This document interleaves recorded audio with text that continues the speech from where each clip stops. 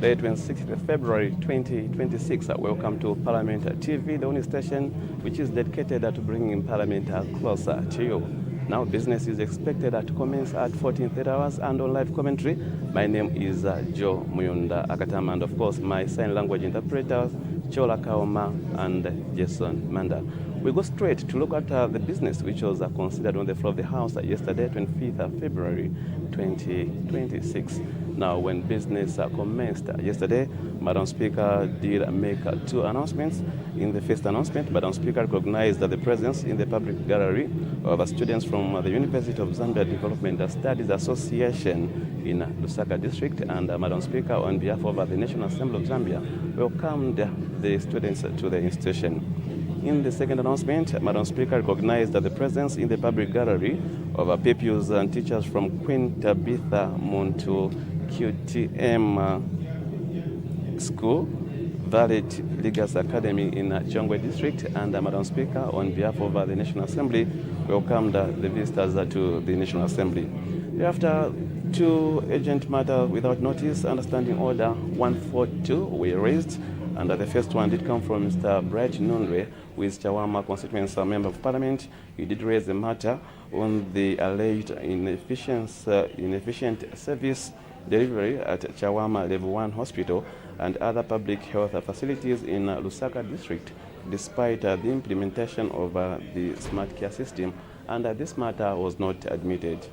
The second matter did come from Mr. Lufeo Ngoma, Lumeza member of Parliament, on the subject matter on the invasion of Mukasanga ward in Lumeza Parliamentary constituency, and this matter was equally not admitted. Thereafter, the House did consider questions for oral answer. Understanding order 8, these are questions of ordinary nature, question 217 to 219. After consideration of those ordinary questions, understanding order 8, the House did consider the Criminal Procedure Code Amendment Bill, National Assembly Bill number 29 of 2025. The bill passed through committee with amendment, and a report is expected to be taken today. The Food Reserve Bill, National Assembly Bill number 33 of 2025, was also considered at committee stage. Then the bill passed through committee with amendment, report to be taken today. The Agricultural Marketing Bill, National Assembly Bill number 35 of 2025, the bill was also considered at committee. A bill passed the committee stage without amendment. Third reading is expected to be taken today. The State-Owned Enterprises Bill, National Assembly Bill number 37 of 2025, the bill report was adopted, and a third reading is expected to be taken today. Thereafter, the House also did consider the National Payment System Bill, National Assembly Bill number 32 of 2025. The bill was read third time and passed. Thereafter, the House did consider the motion of thanks, the President's address, that the thanks of this Assembly be recorded for the exposition of public policy contained in the President's address. This follows the motion which was moved on 24th February 2025 by Mrs. Jacqueline Sabao, Chikankata, member of Parliament. The House did adjourn accordingly at 16:41 hours. And right now we do shift our attention to look at the order paper for today. Simply put, business which is expected to be transacted on the floor of the House today.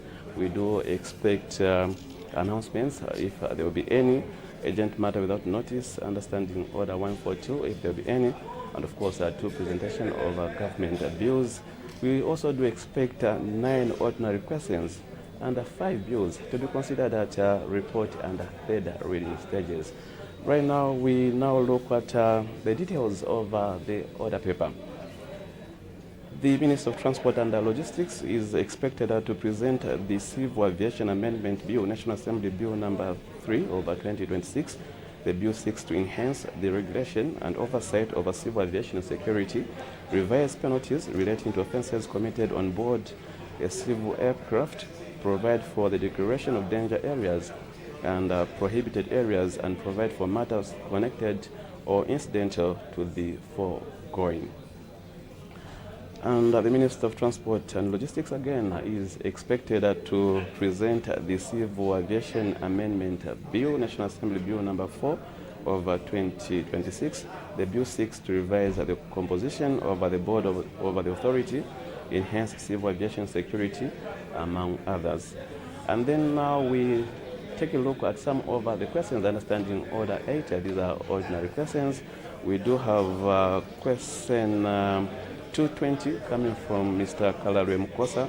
She is a member of Parliament, to ask the Minister of Home Affairs and Internal Security how many of the following were in Chinsali District as of September 2025: police officers, staff houses.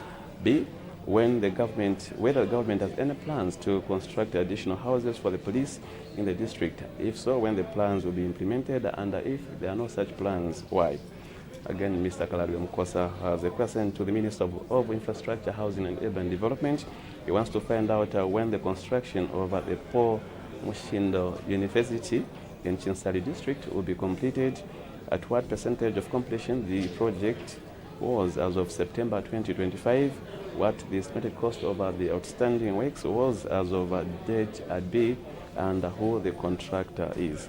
Another question is question 222, coming from Mr. Yotam Mutayachalo, Chairman North Member of Parliament, to ask the Minister of Education whether government has any plans to construct a secondary school in Kampemba Ward in Chama Parliamentary constituency in order to ease pressure on Chama Day Secondary School.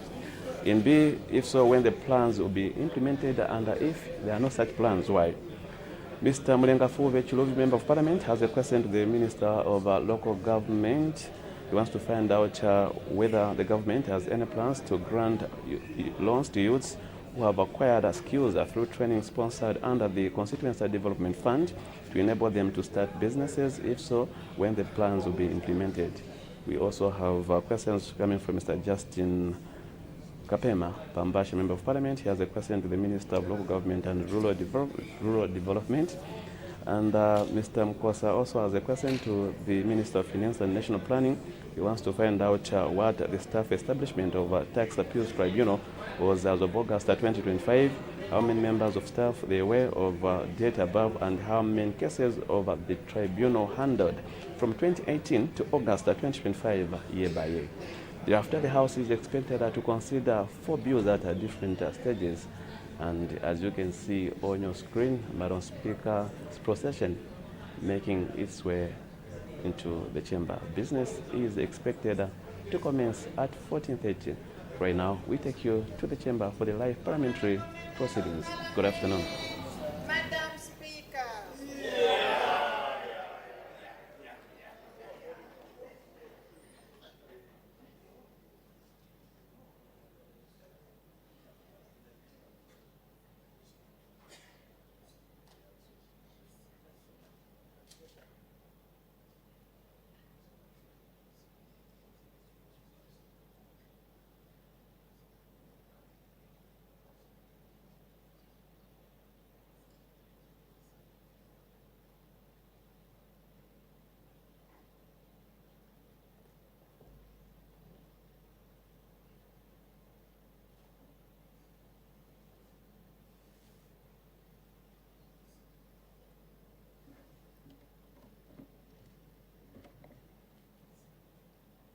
Tendency of Zambia, proud and free, land of work and joy in unity, victors in the struggle for the right. We want freedom's fight for one, strong and free.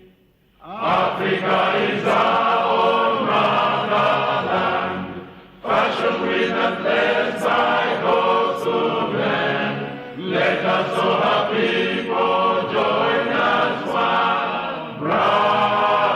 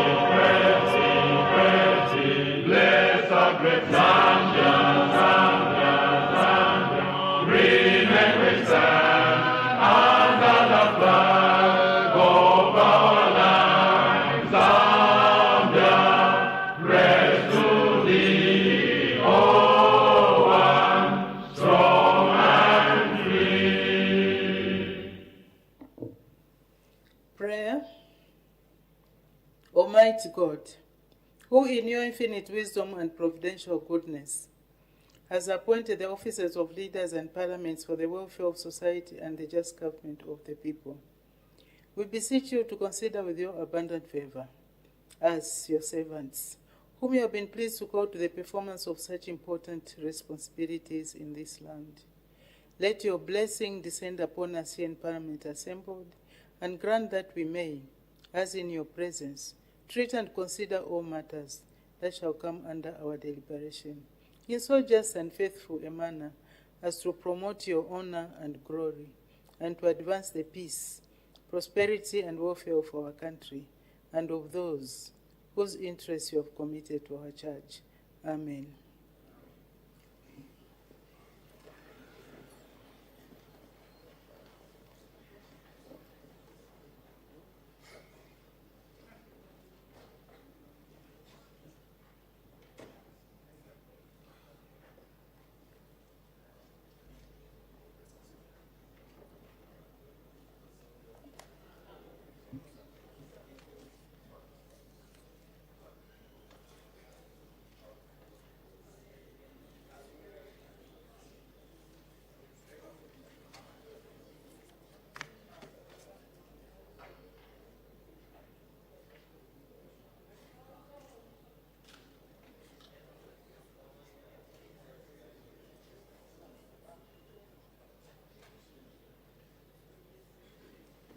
Order, honorable members.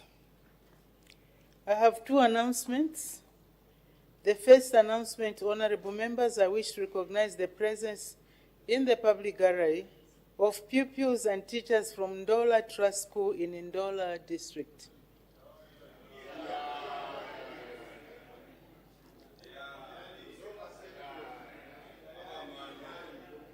On behalf of the National Assembly of Zambia, I warmly welcome our visitors in our midst. I thank you. You may take your seats. The next announcement, honorable members, I wish to recognize the presence in the public gallery of pupils and teachers from Roy Goy Christian School in Ichongwe District.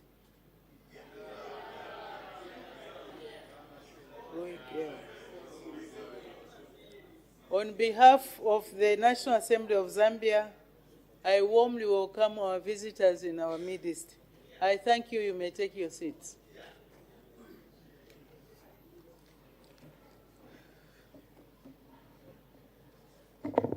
Urgent matters without notice. The Honorable Member for Ron. Madam Speaker, thank you very much for the opportunity to raise an urgent matter without notice, which I wish to direct to my mom, Her Honor the Vice President, being the leader of government business in the House. Madam Speaker, the people of Ron constituency are quite apprehensive. Not long ago, your members are showing signs of complaints in the sense that the gadgets that we are using in the House, Madam Speaker, are suspected to be faulty at times. I am worried, Madam Speaker, that those that actually log in Order, Honorable Member. That is an administrative matter. You cannot talk about gadgets like that. Please, let's try to restrain ourselves in the issues that we bring before this House. If your gadget is not working, that's why IT is there.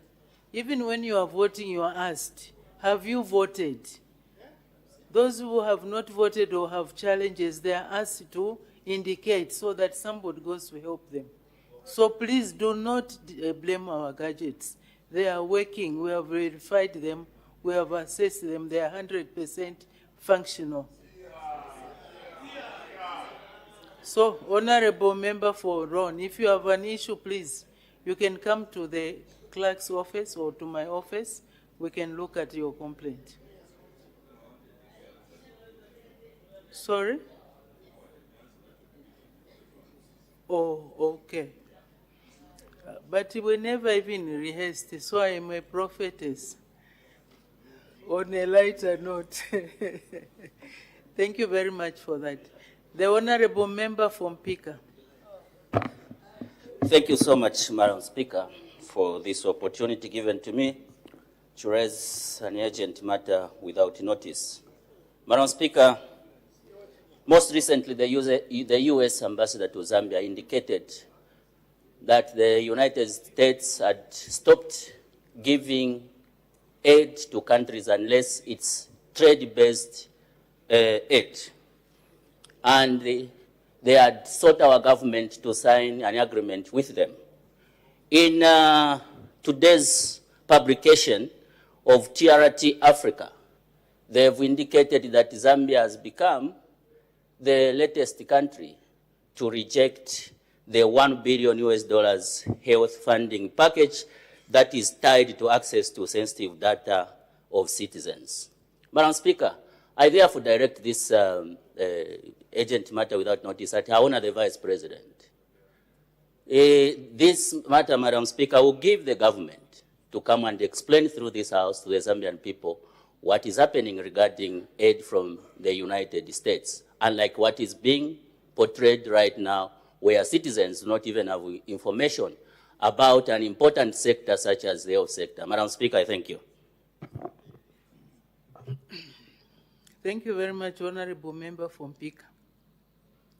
From my recollection on the debate on the floor of this House, we always say that we are rich in minerals and natural resources, and we should exploit those in order to run away from loans and aid. The United States of America is a country on its own. Zambia is also a country on its own. Zambia is free to churn out policies that are for the benefit of the people of Zambia. So that information that you are giving, Honorable Member, you got it from a newspaper. We are not even sure whether it's factual or verifiable. But in my view, the United States of America has a choice. They can assist whoever they want to assist. And Zambia also, as a sovereign state, has also got a choice to accept aid or to refuse aid. So we cannot force people to do things which they are not happy with. If they are not willing to give the aid, let them keep it. We'll look for something ourselves and be able to stand on our own. So that is not admitted. I'm sure Honorable Member for Lunte agrees with those sentiments. Thank you very much. So let's make progress. Presentation of government bills. The Honorable Minister of Transport and Logistics. Madam Speaker, I beg to present a bill titled the Civil Aviation Amendment Bill, National Assembly Bill number 3 of 2026. The object of this bill is to amend the Civil Aviation Act so as to A, enhance the regulation and oversight of civil aviation security. B, revise penalties related to offenses committed on board a civil aircraft. C, provide for the declaration of danger areas and prohibited areas. And D, provide for matters connected with or incidental to the foregoing. Let the bill be read the first time. The Civil Aviation Amendment Bill, National Assembly Bill number 3 of 2026. The bill stands referred to the Committee on Transport, Works and Supply. The committee is required to submit its report on the bill to the House in due course. Honorable members who wish to make submissions on the bill are free to do so within the program of work of the committee. Next bill.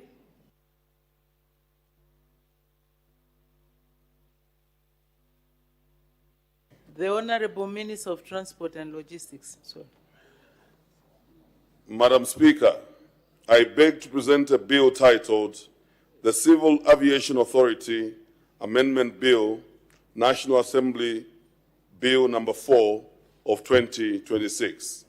The object of this bill is to amend the Civil Aviation Authority Act so as to A, revise the composition of the board of the authority, B, enhance civil aviation security, C, provide for the establishment of an advanced passenger information system, and lastly, in D, provide for matters connected with or incidental to the foregoing. Madam Speaker, I thank you. Thank you. Let the bill be read the first time. The Civil Aviation Authority Amendment Bill, National Assembly Bill number 4 of 2026. The bill stands referred to the Committee on Transport, Works and Supply. The committee is required to submit its report on the bill to the House in due course. Honorable members who wish to make submissions on the bill are free to do so within the program of work of the committee. Questions for oral answer under Standing Order 80. The Honorable Member for Chinsali. Thank you, Madam Speaker. Question number 220. The Honorable Acting Minister of Home Affairs and Internal Security. Thank you, Madam Speaker. Honorable Kalari Mukosa, Member of Parliament for Chinsali constituency, asked the Minister of Home Affairs and Internal Security the following questions. In A, how many of the following there were in Chinsali district as of September 2025? And sub-1 police officers, sub-2 Zambia police staff housing. B, whether the government has plans to construct additional houses for the police officers in Chinsali district, and C, if so, when the plans will be implemented, and D, if there are no such plans, why? Madam Speaker, in response to the question asked by the Honourable Member, I wish to inform the House that in A, as of September 2025, Chinsali district had the following officers and staff houses. Police officers, there was a total of 277 police officers against an approved establishment of 438 officers. The actual distribution of police officers, Madam Speaker, was as follows. Muchinga Divisional Headquarters, 137. Chinsali District Police Headquarters, 17 officers. And Chinsali Police Station, 77 officers. Nambula Police Station, 46 officers. The approved establishment by formation for Chinsali District is as follows, Madam Speaker. 1 Muchinga Divisional Headquarters, 209 officers. Chinsali District Police Headquarters, 24 officers. Chinsali Police Station, 116 officers. And Nambula Police Station, 89 officers. Overall, Madam Speaker, the following levels in the staffing levels in Chinsali District remain below the approved establishment, underscoring the need to increase for increased recruitment and deployment to adequately meet the policing and public safety requirements. Housing units, Madam Speaker, Chinsali District has a total of 53 police housing units, of which 28 are located at Chinsali Central Police Camp, and 25 at Nambula Police Camp. All the 28 housing units at Chinsali Central Police Camp were condemned due to their poor structural condition, as they are very old and are currently unoccupied, Madam Speaker.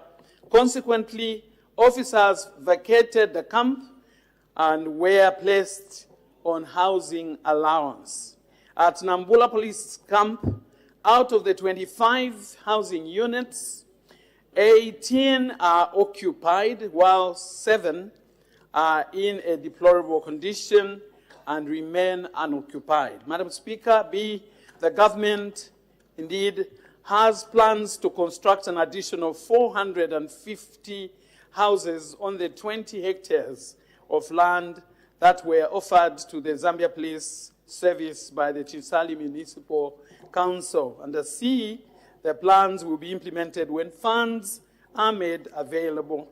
And under D, the government does have plans to construct staff housing units for the Zambia Police Service in Chinsali District. Madam Speaker, I thank you. Thank you very much. Supplementary questions? The Honorable Member for Chinsali. Thank you, Madam Speaker. Thank you, Honorable Minister, for the detailed answer that you have provided to the question that I raised. Now, Madam Speaker, I would like to find out from the Honorable Minister. She has indicated that in Chinsali, we have currently a number of 277 police officers, and we only have about 53 houses, basically meaning that the shortage of houses or the deficit that we have is 224 houses. Those are the houses that we need to meet the number of the staff that are there in the police service. And I have taken cognizance of the intention by government to build 450 houses, which is a good thing, Madam Speaker. What I would like to find out from the Honorable Minister is if her ministry has been in contact or in liaison with Ministry of Finance for them to give us an indication of when likely the money is going to be available so that this very important project to build 450 houses for Chinsali police officers is going to be implemented. Thank you, Madam Speaker. Thank you. The Honorable Acting Minister of Home Affairs and Internal Security. Thank you, Madam Speaker, and I'd like to thank the Honorable Member who cares a lot for the people of Chinsali.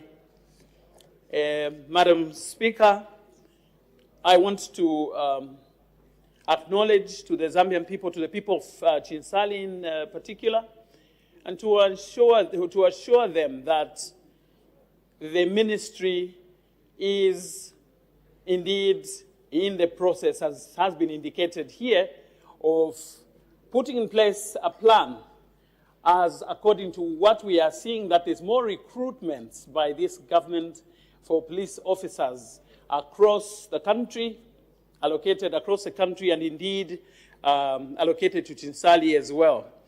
Like has been in all other sectors, including education, where we are putting in place more personnel to take care of the lives of our people in Chinsali, there is a deliberate plan as well by government that we put in place. We make sure that we put in place infrastructure to take care of them, to accommodate them comfortably within the confines of their camps. Those discussions are within the budgeting process of allocating numbers for each establishment in all the police stations across the nation. So discussions are within the budgeting process, Madam Speaker. I thank you. Thank you very much. The Honorable Member for Lunte. Madam Speaker, thank you so much. Honorable Minister, I would like to appreciate government intention to build 450 houses in Chinsali for the police officers. Honorable Minister, the budget normally gives financial context to existing plans.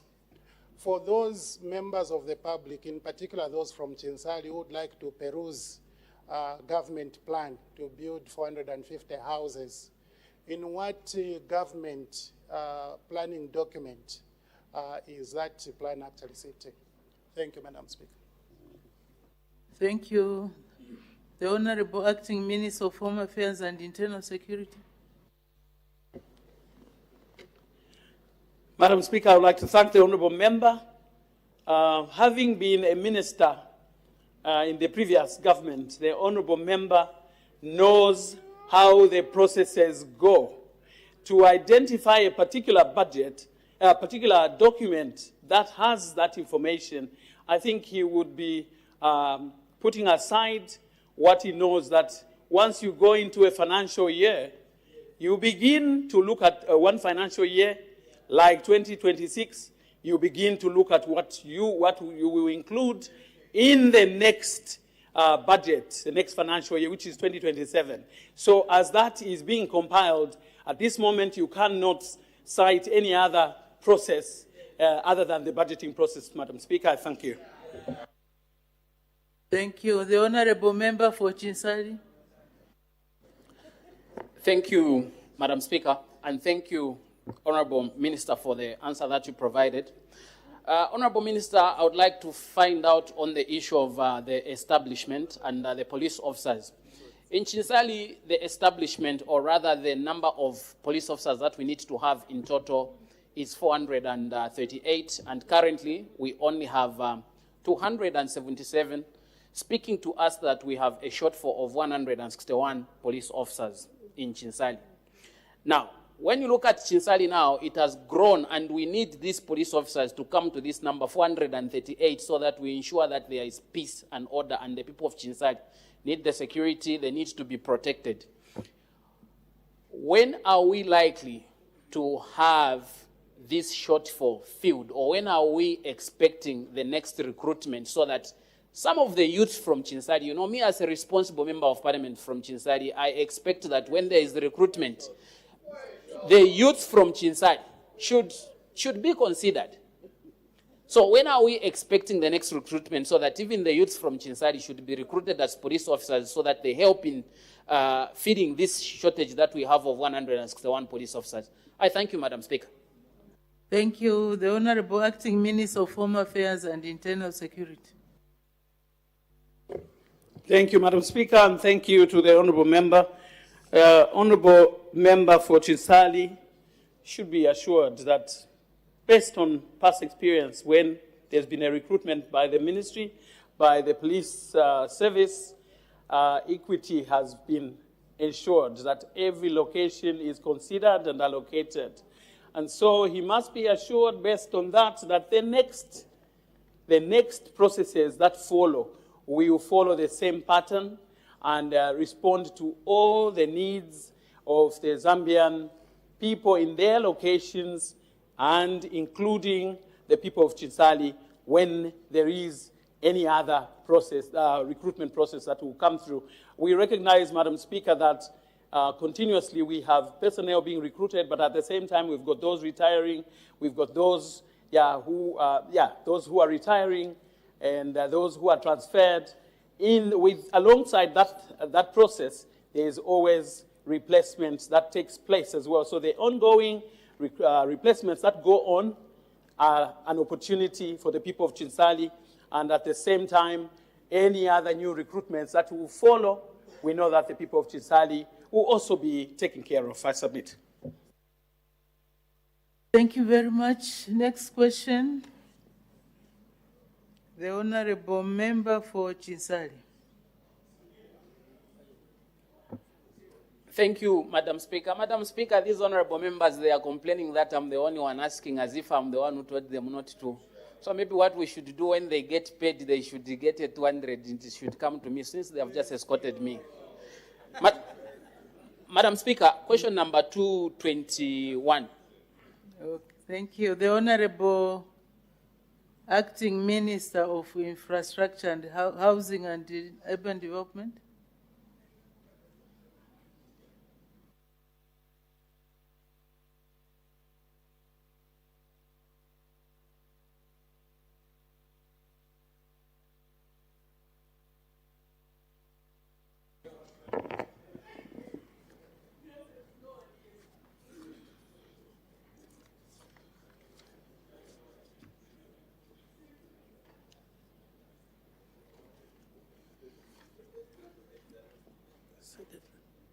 Question.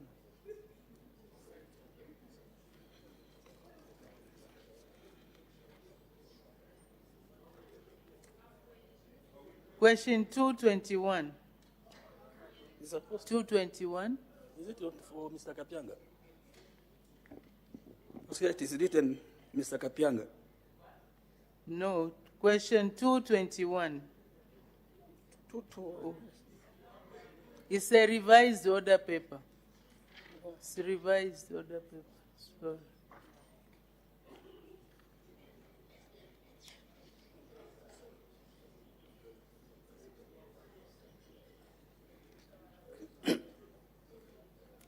The question being asked by Mr. Mukosa, when the construction of Paul Mushindo University in Chinsali district will be completed, at what percentage of completion the project was as of September 2025, what the estimated cost of the outstanding works was as of that date, and who the contractor for the project is. Madam Speaker, the construction of Paul Mushindo University is scheduled to be completed by the end of the second quarter of 2027. As of September 2025, the project was at 55% completion.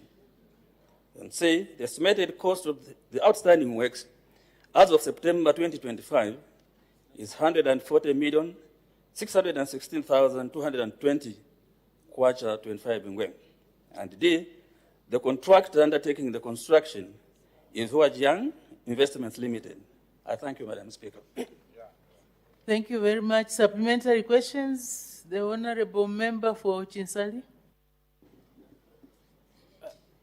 Thank you, Madam Speaker. Honorable Minister, I would like to find out from you if from the works that are ongoing at Paul Mushindo University, has the contractor submitted any IPCs that he has not been paid that are currently outstanding? I thank you, Madam Speaker. Thank you. The Honorable Acting Minister of Infrastructure, Housing and Urban Development. Well, Madam Speaker, that sounds slightly a different question. I wouldn't off cuff just say maybe he hasn't been paid or not.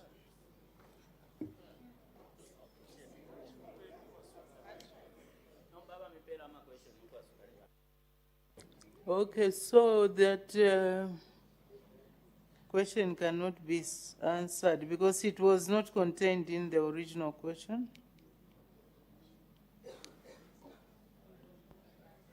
And there is, looks like the liaison officer is not in. So maybe Honorable Member for Chinsali, you can ask another question.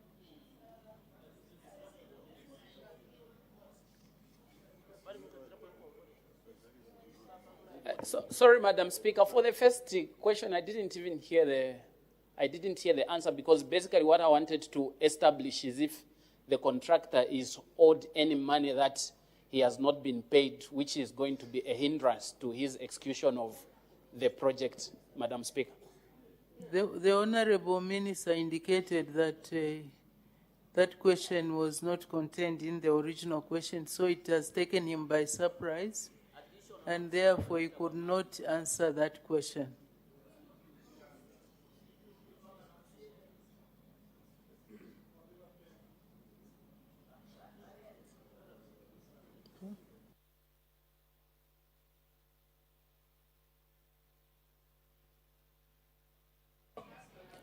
Okay, let's make progress. I don't know, the Honorable Minister, is the contractor owed any monies? What is the Honorable Member for Chinsali? Do you have that information on hand?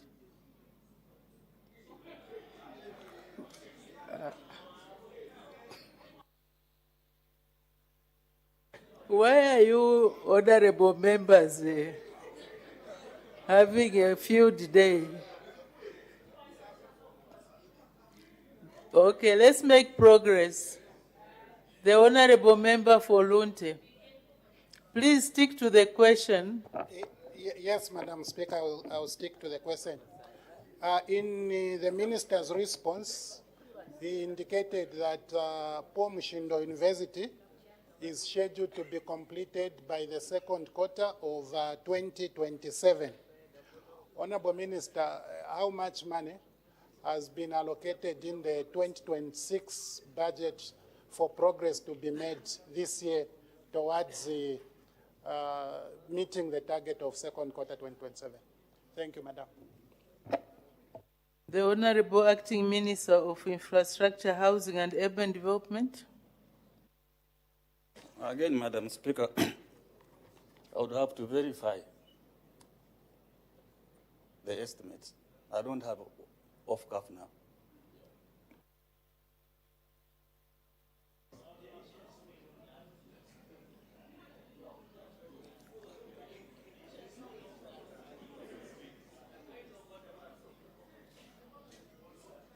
A point of order is raised. What's the point of order, Honorable Member from Pika? Thank you so much, Madam Speaker. Madam Speaker, when you give us an opportunity to ask questions, we don't ask them for us, ourselves rather, to understand. Yes, we want to pick something, and also we are asking on behalf of the people we represent. The Honorable Member of Parliament for Chinsari has asked a very important question, and you have allowed, Madam Speaker, follow-up questions which equally need answers from the Minister, Acting Minister of Infrastructure, who is right now representing the government. Madam Speaker, I'm very worried. In the casual manner he's responding to the questions. Madam Speaker, is it in order to casually respond to very important questions that the Zambian people want to hear? He keeps on failing to answer important questions, Madam Speaker. Is in order, Madam Speaker, if the Honorable Minister is lacking information on this question, he should have maybe asked the Honor, the Vice President, to help him. Order, Honorable Member from Pika. Madam Speaker, is in order. Thank you. Let's not have a field day when there is no fishing to catch. You understand that sometimes you are given this information there and then, and you don't have enough time to verify. So what we can do is, so that we don't lose momentum in terms of the question will be given time to be answered.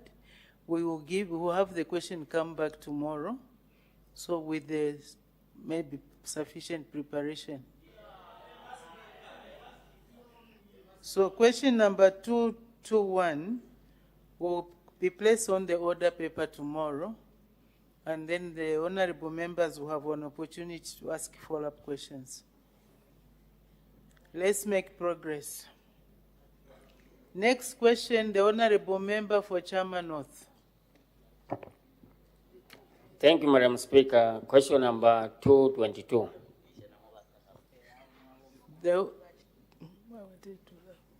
The Honorable Minister of Education. Thank you, Madam Speaker. Mr. Mtaya Chalo of Chama North asked the Minister of Education, A, whether the government has any plans to construct a secondary school in the Kampemba ward in Chama North Parliamentary constituency in order to ease pressure on Chama Day Secondary School. B, if so, when the plans will be implemented. And C, if there are no such plans, why? Madam Speaker, I wish to inform the House that A, the government has plans to construct a secondary school in the Kampemba ward in Chama North Parliamentary constituency in order to ease pressure on Chama Day Secondary School. B, the plans will be implemented in the 2026 to 2028 medium-term budget plans. And C, Madam Speaker, in view of the response provided in Part A, Part C does not apply, as government has plans to upgrade the school. Thank you. Supplementary questions? The Honorable Member for Chama North. Thank you, Madam Speaker. Thank you, Minister, for your response. First and foremost, the people of Chama North, particularly the Kampemba ward, are excited with the plan by government to construct a secondary school there. I know, Honorable Minister, that most of the time, government usually refers to CDF because CDF, especially for us in rural areas, there are a lot of challenges, especially issues of infrastructure. So indeed, if that plan will be implemented this year, it will really help, because after downgrading of many basic schools, Chama Day Secondary School is in very, very serious challenges in terms of classroom. And already, I think the place has already been identified, so we are very, very grateful. So we'll be looking forward for that. I thank you. Thank you very much. It was more of a comment. So thank you very much, Honorable Member for Chama North. The Honorable Member for Bangweru, you have a question? Thank you for the opportunity. Honorable Minister, most of the members of Parliament keep on asking the ministry if they do have plans to construct secondary schools in various constituencies and districts. As a ministry, do you have a consolidated plan of the secondary schools that you are going to build in various places in the next 2 years, other than members to be coming every time to ask the ministry if there is a plan? So if there are those plans, why don't you just share to all of us and know what government is going to do in the next 2 years? So the question is, do you have the plan, a consolidated plan of the secondary schools you are going to contract in different different constituencies? Thank you, Madam Speaker. Thank you very much. The Honorable Minister of Education. Madam Speaker, yes, plans are always there, but as of now, I think we across the country are constructing about 120 secondary schools under the World Bank. Thank you. Thank you very much. Honorable Member for Bangweru, you heard the answer? You got the answer? Yes, I did. Whether I like it or not is another question, Madam Speaker, but I understood. The question was, did you hear? I didn't say, did you like? So those are also two different things. Let's make progress. Next question, the Honorable Member for Chilubi.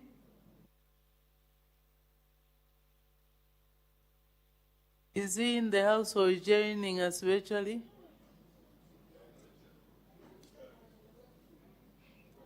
Honorable Member for Chilubi, you have the floor.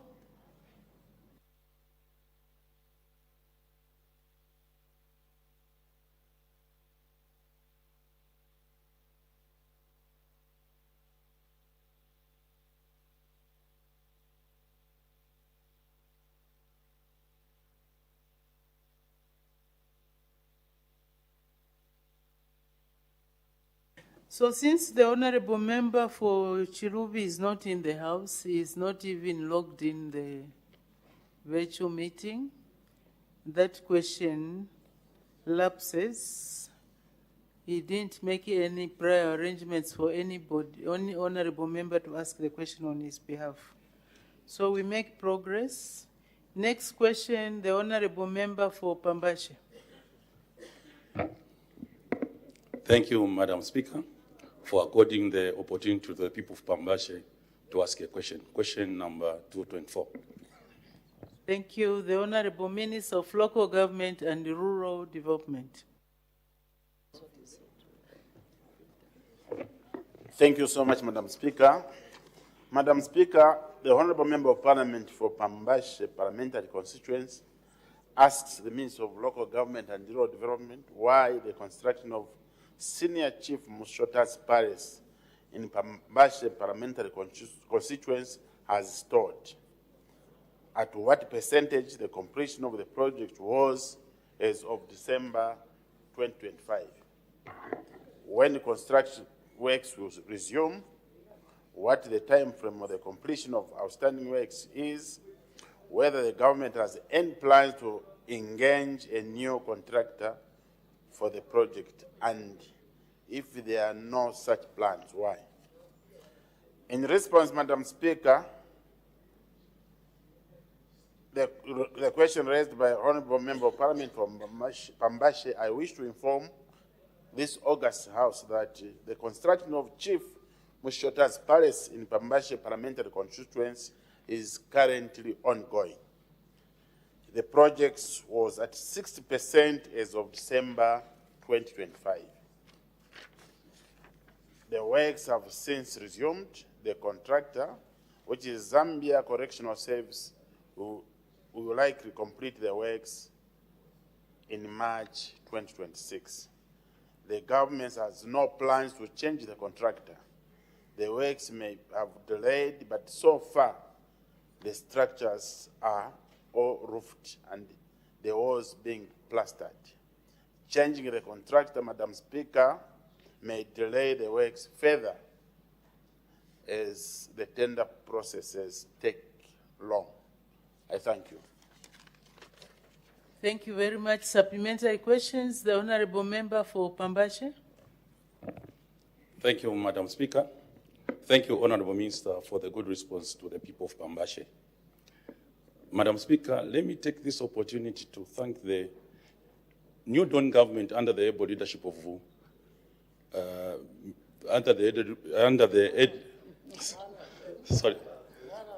Madam Speaker, let me take this opportunity to thank the New Dawn government under the able leadership of President Hakainde Hichilema for the initiative that they have come up to construct the modern palaces to our chiefs across the country. Honorable Minister, thank you for the good response that you have given to the people of Pambashe. When is the project going to be handed over to the chief so that the people of Pambashe also can have a feel of the Soti Sana that our president is praising, that is being witnessed in other parts of the country? I submit to you, Madam Speaker. Thank you very much. The Honorable Minister of Local Government and Rural Development. Madam Speaker, thank you so much for the opportunity, and I would like to thank my dear colleague for a follow-up question. Madam Speaker, we did indicate that our projection is that by May this very year, the works would have been completed. So there will be no need of waiting any further. Once works are done, we would like to hand over the palace to the chief so that he also enjoys this great initiative brought in by the President of the Republic of Zambia to give decent accommodation to all the chiefs. So as soon as completion is, the works are done, we shall immediately hand over to the chief. Thank you so much. Thank you very much. The Honorable Member for Matero, you want to come in? Thank you, Madam Speaker. Again, after the Minister answers my question, if I go out, it means I've gone to the library to research some more on the answer given. Madam Speaker, in Pambashe, where this question has been brought on the Chief's Palace, during the by-election campaign, the campaign manager, the Honorable Minister of Youth, Elvis Kandu, made a pledge that that palace was going to be finished by end of last year in December. Madam Speaker, what has happened to that campaign promise that the palace has not finished? I thank you, Madam Speaker. Thank you. The Honorable Minister of Local Government and Rural Development. Madam Speaker, thank you so much, and I'd like to thank my dear colleague for that follow-up question. Madam Speaker, I was not part and parcel of that conversation which was there. My response is based on the government assurance. Thank you so much. Yeah. Thank you very much. Since the Honorable Member for Pambashe is satisfied, Honorable Member for Pambashe, you have another question?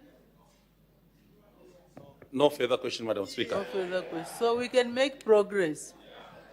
But some honorable members still want to ask questions. Okay, the Honorable Member for Chairman North. Thank you, Madam Speaker, for this opportunity. Honorable Minister, maybe just to take advantage of the question from Honorable, the MP for Pambashe. I know, Honorable Minister, that a lot of chief's palaces are still not completed or works have not commenced. Now, just to take advantage of this question, Madam Speaker, do you intend also maybe to give other contractors, because correctional services, to construct chief's palaces, the whole country, I think it may take even 10 years. Meanwhile, these chiefs will be waiting for their accommodation. So do you have intentions to give other contractors, especially private contractors, so that most of these chiefs' palaces would be completed? Because for us, we have now 2. Nothing has happened up to this time. Thank you. Thank you. The Honorable Minister of Local Government and Rural Development. Madam Speaker, thank you so much, and I would like to thank my honorable colleague for a follow-up question. Madam Speaker, his concern is mine too, as a ministry. Indeed, we are opening up the contracting base so that a lot of contractors can come on board with a view of completing these palaces on time. We are seeing a lot of eagerness from also the Royal Highnesses. They want to occupy these decent palaces. And also the push from members of parliament. We are ready to engage more contractors so that all the palaces are completed on time.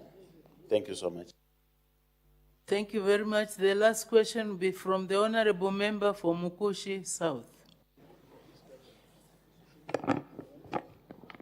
Thank you, Madam Speaker. Honorable Minister, taking advantage of the palaces in Pambashe, are you willing, in order to avoid having constituency-based questions over the palaces, are you willing to come and give us a consolidated report on how far these palaces have been, constituency by constituency, taking care of that the period that you are remaining with is very short before you are kicked out of power by the Zambian people? I submit.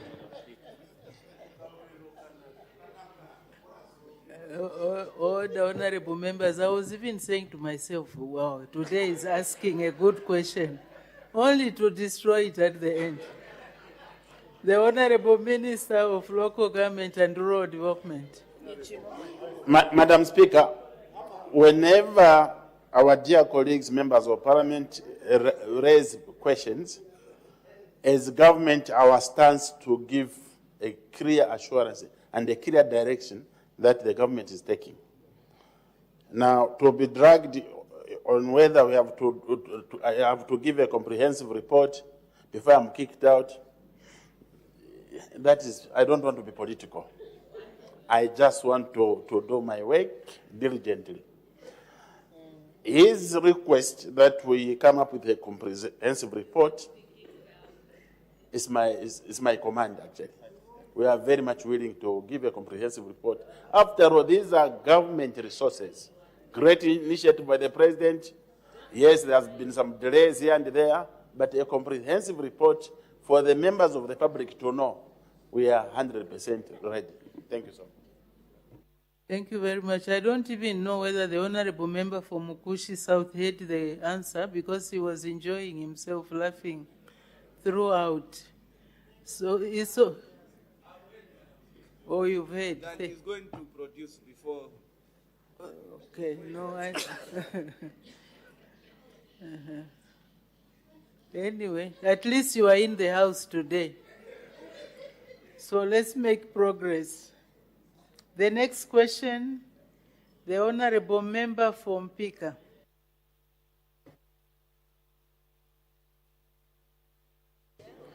Thank you, Madam Speaker. Question number 225. Thank you, the Honorable Acting Minister of Energy.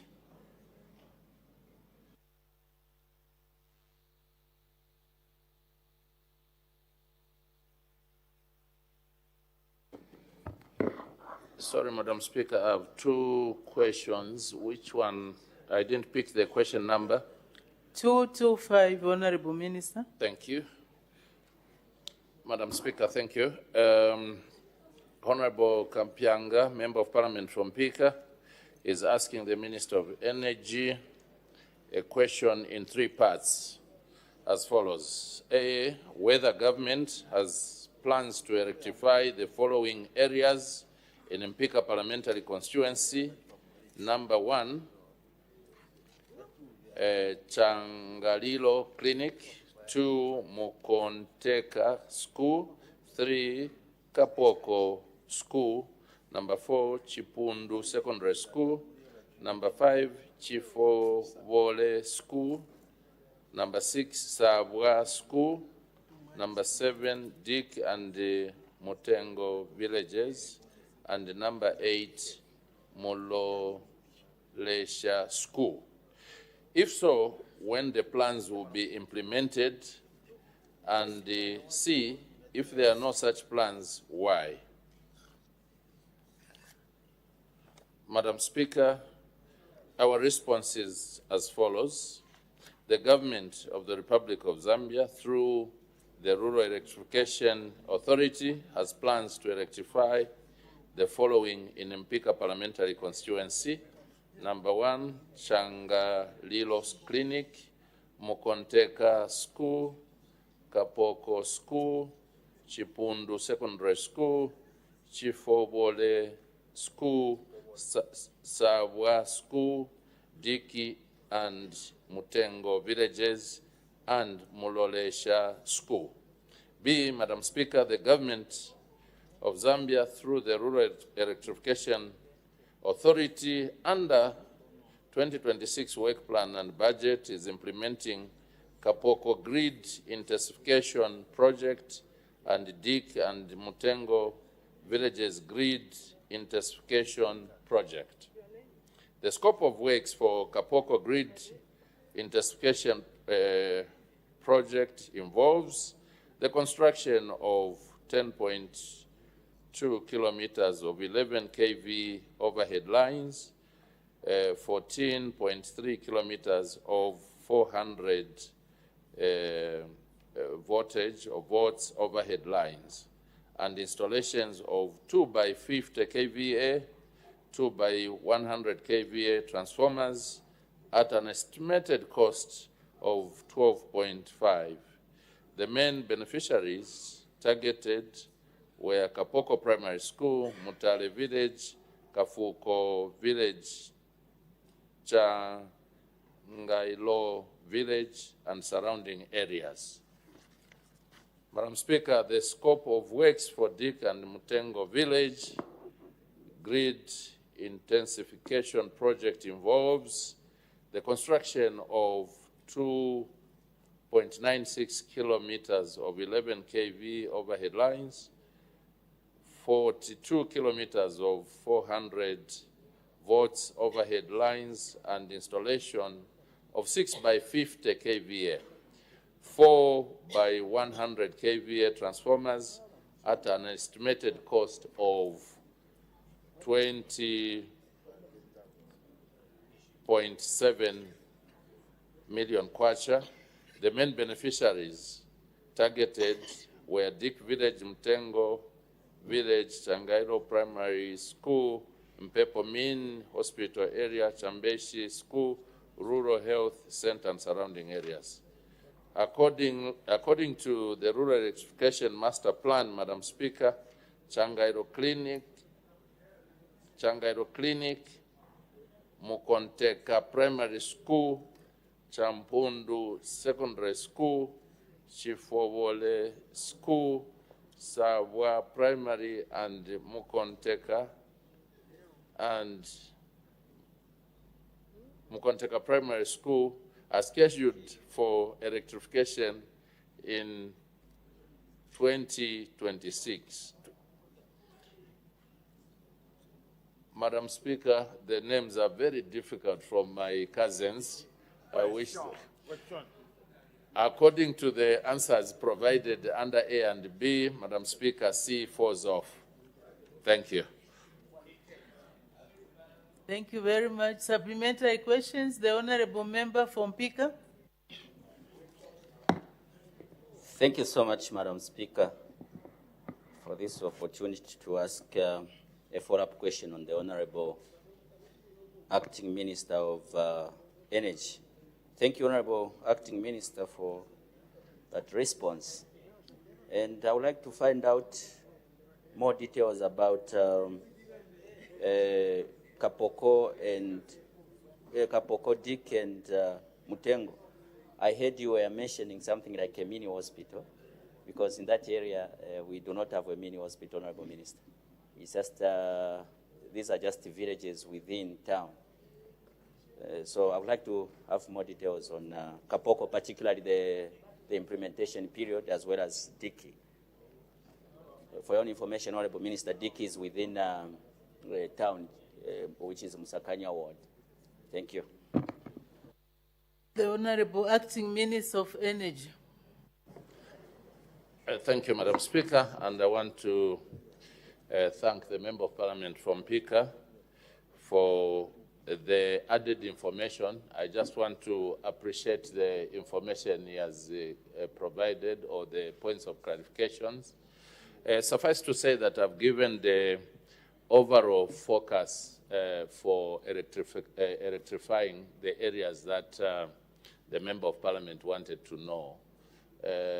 As to whether there's a hospital there or not, sorry if the information on the hospital, there is no that health center. I need to just check from my notes.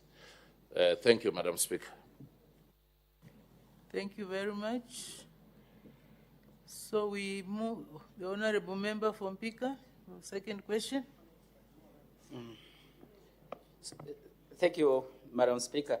Madam Speaker, in the case of Changalilo, Mukonteka, Chipundu, Chifowole, the Honorable Minister mentioned that the projects will be implemented in 2026. But in the case of Kapoko, Dick and Mtengo, I didn't get the specific period. That's why I needed to have more details. Thank you, Madam Speaker. The Honorable Acting Minister of Energy, do you have that information on hand? Madam Speaker, I will have to check with my officers on the time frame, and I want to promise that I'll be able to pass on this information before close of business today. Thank you, Madam Speaker. Thank you very much. So we make progress. The next question, the Honorable Member for Chinsali. Thank you, Madam Speaker. Question number 226. The Honorable Acting Minister of Energy.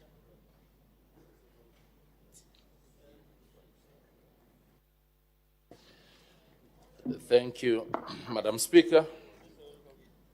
Mr. Kalalwe Mukosa, Member of Parliament for Chinsali Parliamentary Constituency, is asking the Minister of Energy the following question.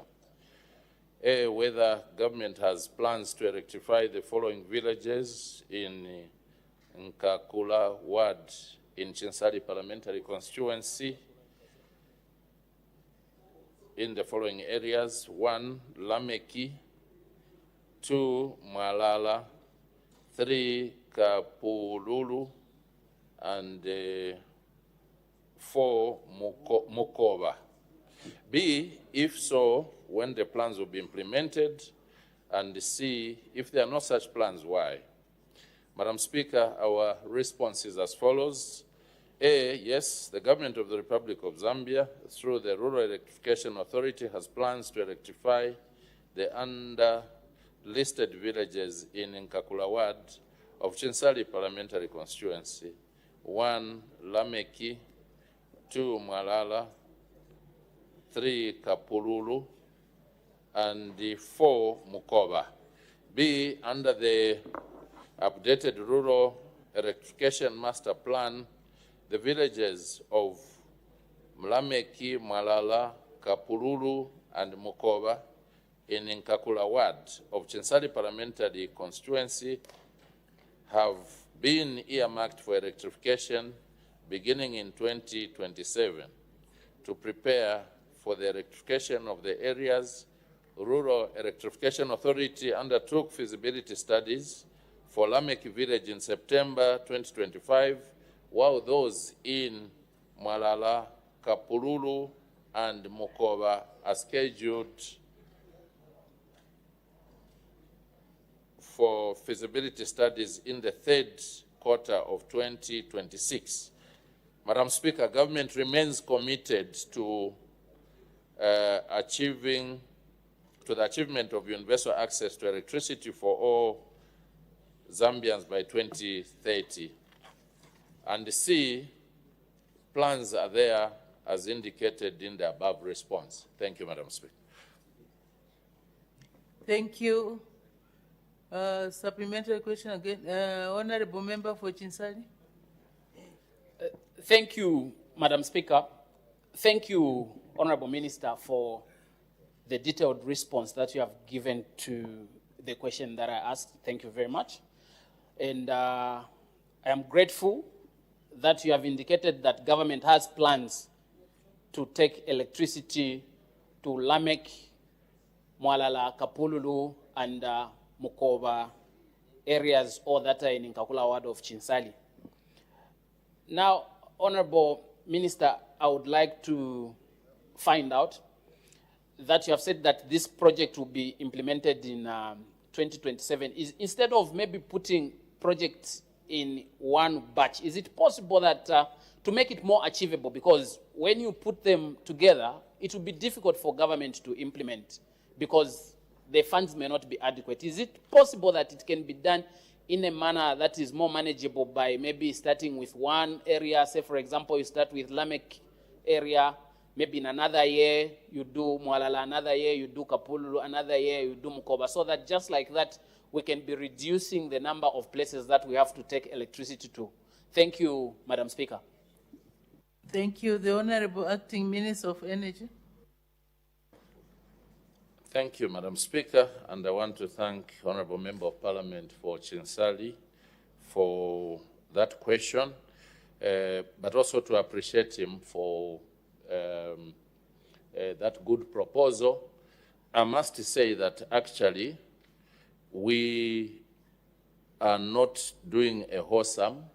I think the project, for example, in Malala will be implemented by a private developer in this year in 2026 using a solar mini grid while we are looking at the other areas. So that is already being done. But thank you for your suggestion.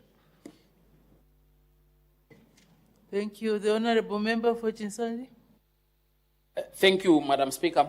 Thank you, Honorable Minister, for the answer. I would like to find out from you, Honorable Minister, to just make people appreciate the cost of these projects so that when there is a delay, people get to understand that there is money that is involved in implementing these projects. You indicated that we have done the feasibility for taking electricity to Lamek.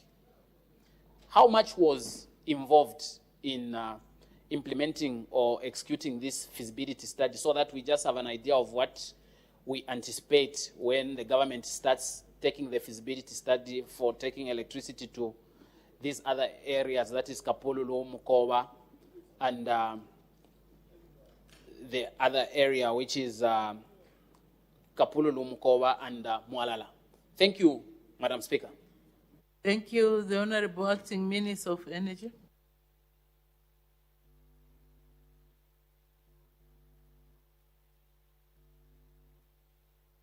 Thank you, Madam Speaker. Madam Speaker, the feasibility study gave us a total cost for electrifying Lamek Village, for example. It amounts to about 3.6 million kwacha.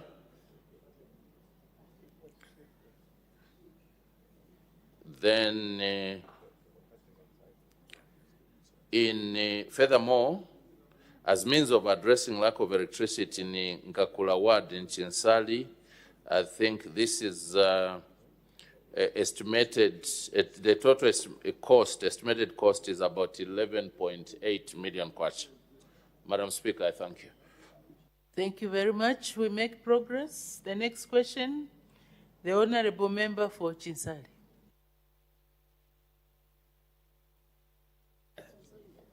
Thank you, Madam Speaker. Question number 227. Thank you. The Honourable Acting Minister of Tourism.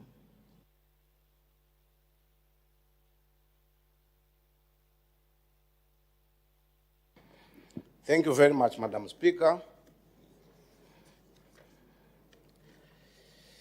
Madam Speaker, before I answer the question to Honorable Mukosa, who is our man of the moment in terms of questions, and want to thank him again.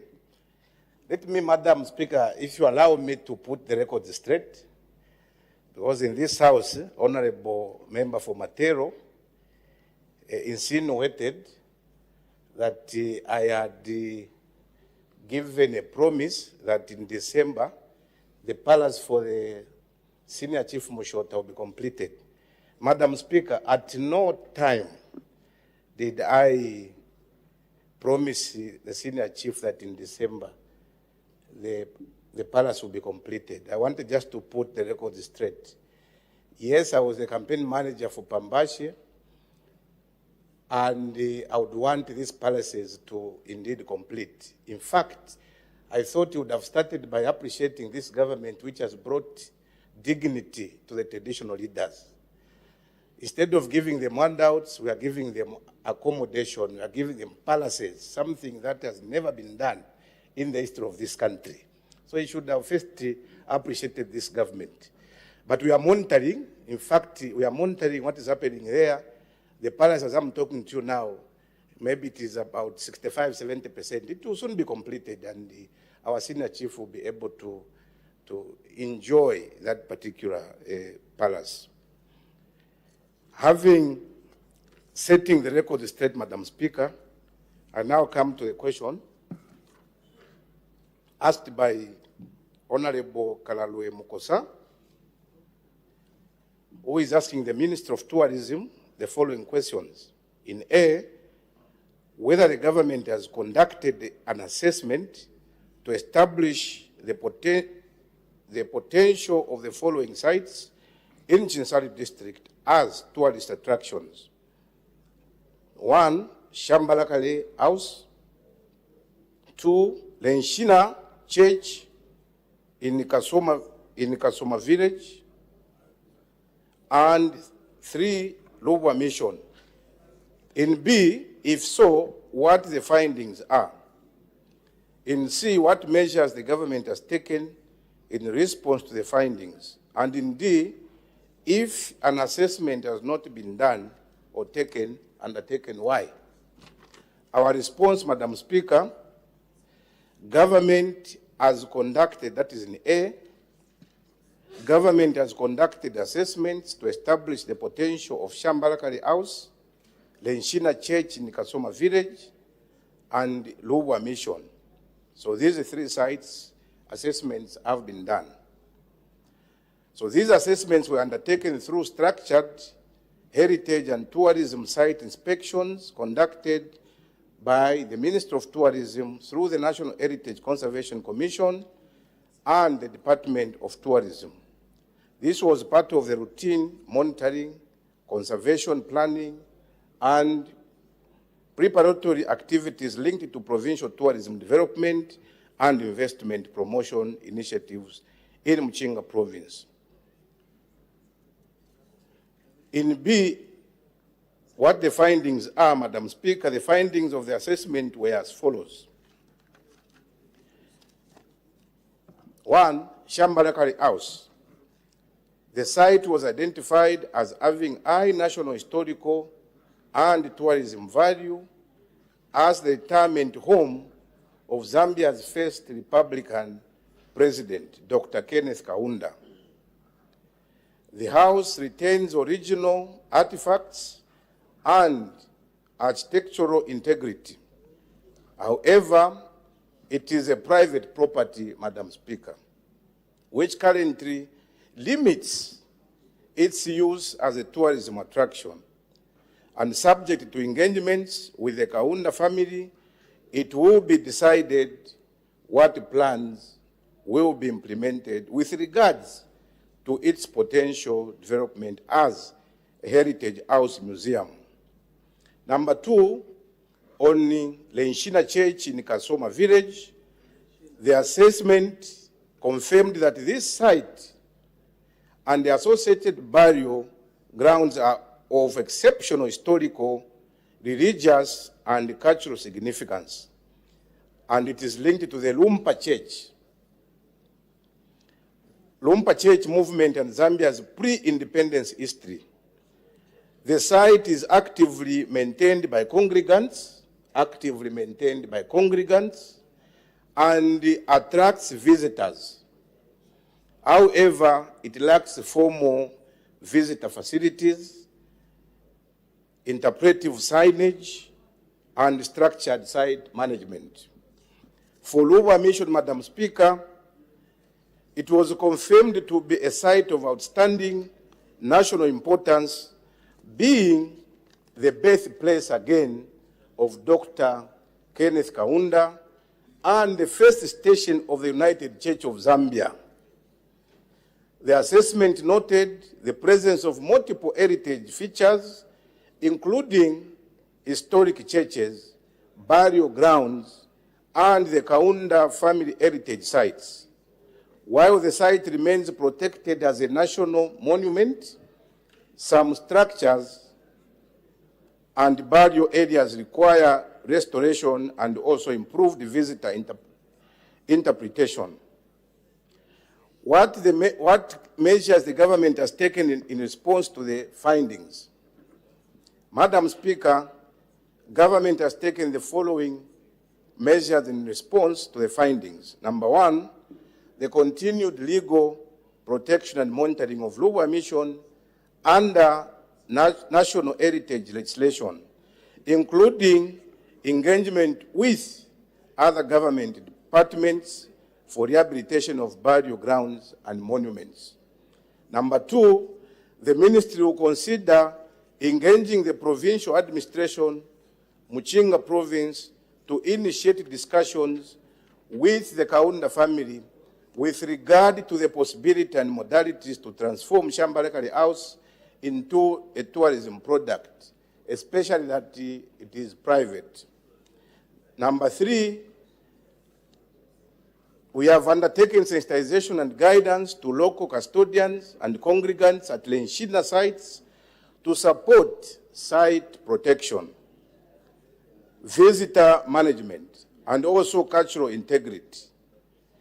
And the 4th one, Madam Speaker, after successful discussions that we about to have, we will engage with the private sector to help us develop these 3 sites, with the role of government obviously subject to availability of resources, being the provision of basic amenities and also infrastructure. So these measures, Madam Speaker, are intended to ensure conservation and maintenance of the sites while progressively unlocking their tourism potential for local and national benefit. If an assessment has not been undertaken, Madam Speaker, this question falls off. Thank you so much, Madam Speaker.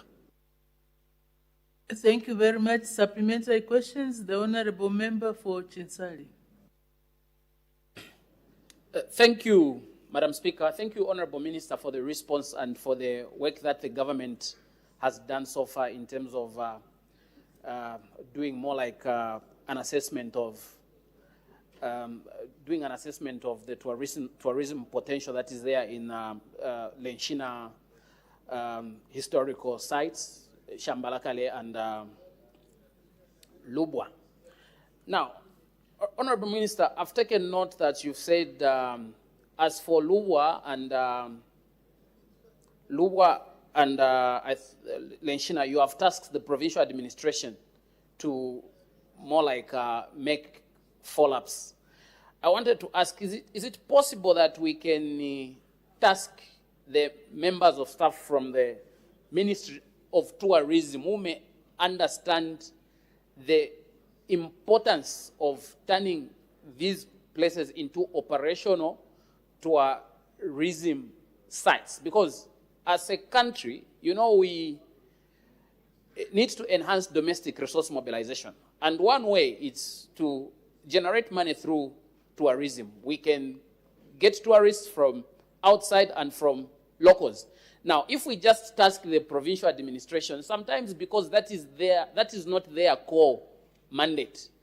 If the task is given to the members of staff from Ministry of Tourism who know that this is our job and we need to create more places that tourists can visit, they can do a better job. Why can't we do that? Why can't we do that, Honorable Minister?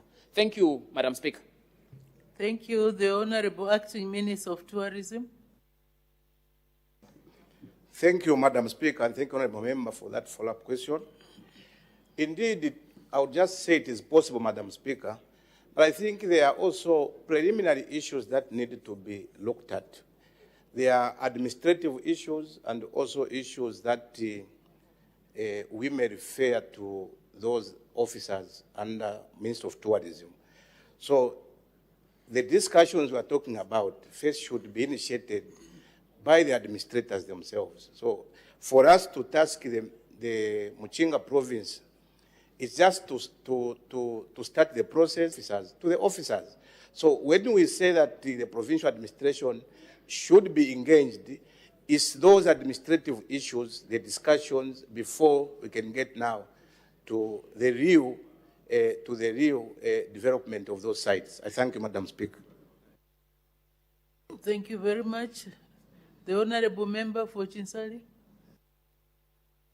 Thank you, Honorable Minister, for the answer. And I'm happy that Honorable Madam Speaker, I'm happy that the Acting Minister of Tourism is also the substantive Minister of Youth. And I know that when I'm sorry, Madam Speaker, they are making noise for me, these people behind me.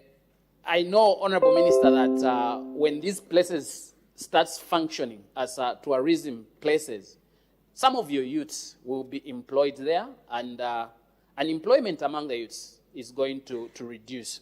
So I'd just like to find out from you the sense of urgency and priority that is attached to this activity. I thank you, Madam Speaker. Thank you very much. The Honorable Acting Minister of Tourism. Thank you, Madam Speaker, and thank you, Honorable Member, for that follow-up question. Indeed, there is no argument that when these sites are developed, my young people will be able to find opportunities. And I agree with you, totally agreeing with you. But, Madam Speaker, I think Honorable Member is aware that this government is in a hurry, and I believe you know that in our quest to develop the Northern Circuit when it comes to developing these tourism sites, I think those are some of the sites that we are looking at. But being private, it's just difficult for government to start pumping more resources on a private property. The more reason why we are saying we need first and foremost to agree with the families of the owners of those sites before we could start now taking resources to those sites. But otherwise, the issue indeed is very urgent because the Northern Circuit need to be developed when it comes to tourism. So those are some of the sites that we'll be looking at. In fact, it's not only those. You are aware that we have so many sites in the northern region which need to be developed. I thank you, Madam Speaker. Thank you. Next question, the Honorable Member for Chinsali. Thank you, Madam Speaker. Question number 228. The Honorable Acting Minister of Finance and National Planning.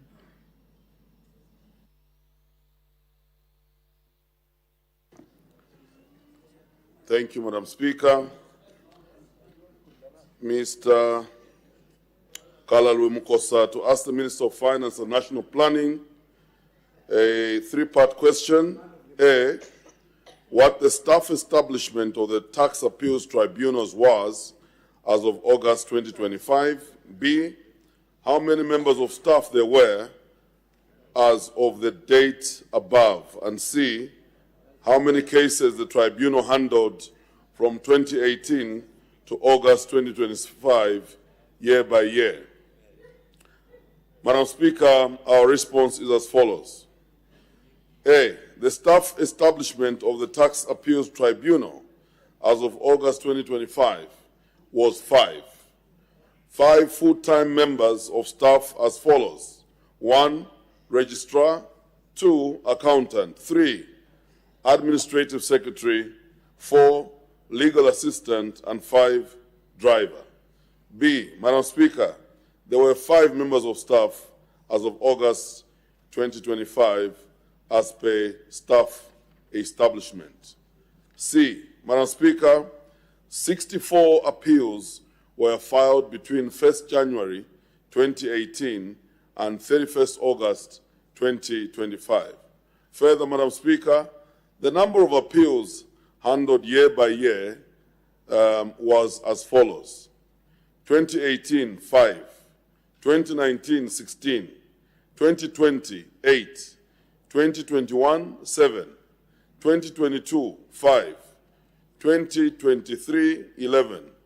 2024, 6. 2025, 6. Total, 64. Madam Speaker, I thank you.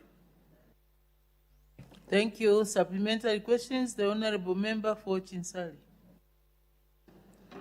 Thank you, Madam Speaker, and thank you, Honorable Minister, for the response. For this one, I don't know if you'll be able to answer considering that you're not the substantive minister, but I would just like to bring to your attention, Honorable Minister, that in accordance with the law, the tenure of the last members of the tribunal came to an end in May 2023. So I would like to find out when the government is intending to appoint members of the tribunal, considering that judgment on cases are pending because of no active members of the tribunal. Thank you, Madam Speaker. Thank you. The Honorable Acting Minister of Finance and National Planning. Thank you, Madam Speaker, and thank you to the Honourable Member for his acknowledgement of my inability to offer a response to that very specific question, which would seek me to seek further and better particulars. Madam Speaker, I thank you. Thank you very much. Looks like no other questions. We make progress. The clerk will now read the orders of the day. The Criminal Procedure Code Amendment Bill, National Assembly Bill number 29 of 2025, report stage. The Honorable Acting Minister of Justice.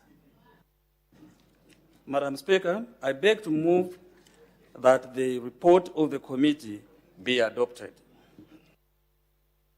Thank you. As no notice has been received of any further amendment, is it your will that the report of the committee be adopted? Any objection? I see none. Report adopted. Day for third reading? Tomorrow, Madam Speaker. Thank you. Third reading of the bill to be taken tomorrow, Friday, 28th February 2020. No, 27th February 2026. Next order. The Food Reserve Bill, National Assembly Bill number 33 of 2025, report stage. The Honorable Acting Minister of Agriculture.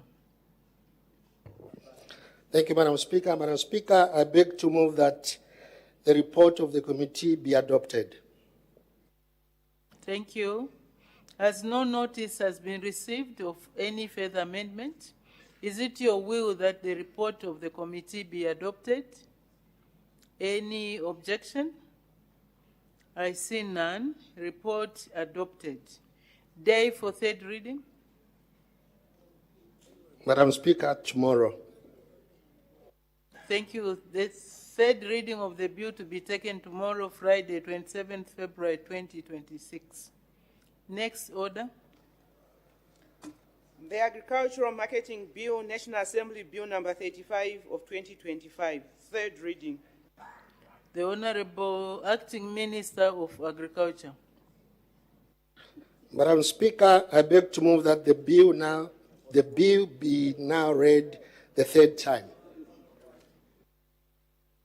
The question is that the bill be now read the third time.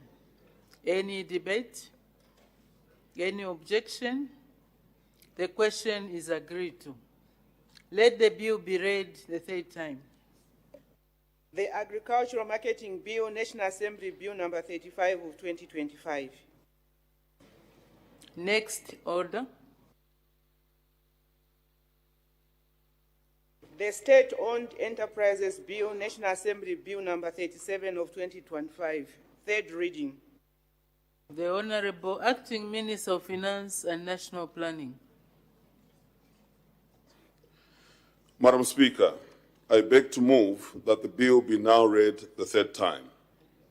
The question is that the bill be now read the third time. Any debate? Any objection? The question is agreed to. Let the bill be read the third time. The State-Owned Enterprises Bill, National Assembly Bill number 37 of 2025. Next order. Thanks. The President's address, motion of 24th February, resumption of debate.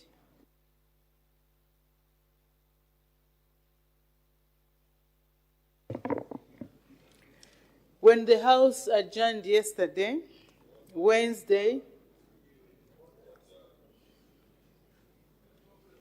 Wednesday, 25th February 2026, the House was considering the motion moved by the Honorable Member for Chikankata that the thanks of this Assembly be recorded for the exposition of public policy contained in the President's address. Any further debate? The Honorable Member for Lunte.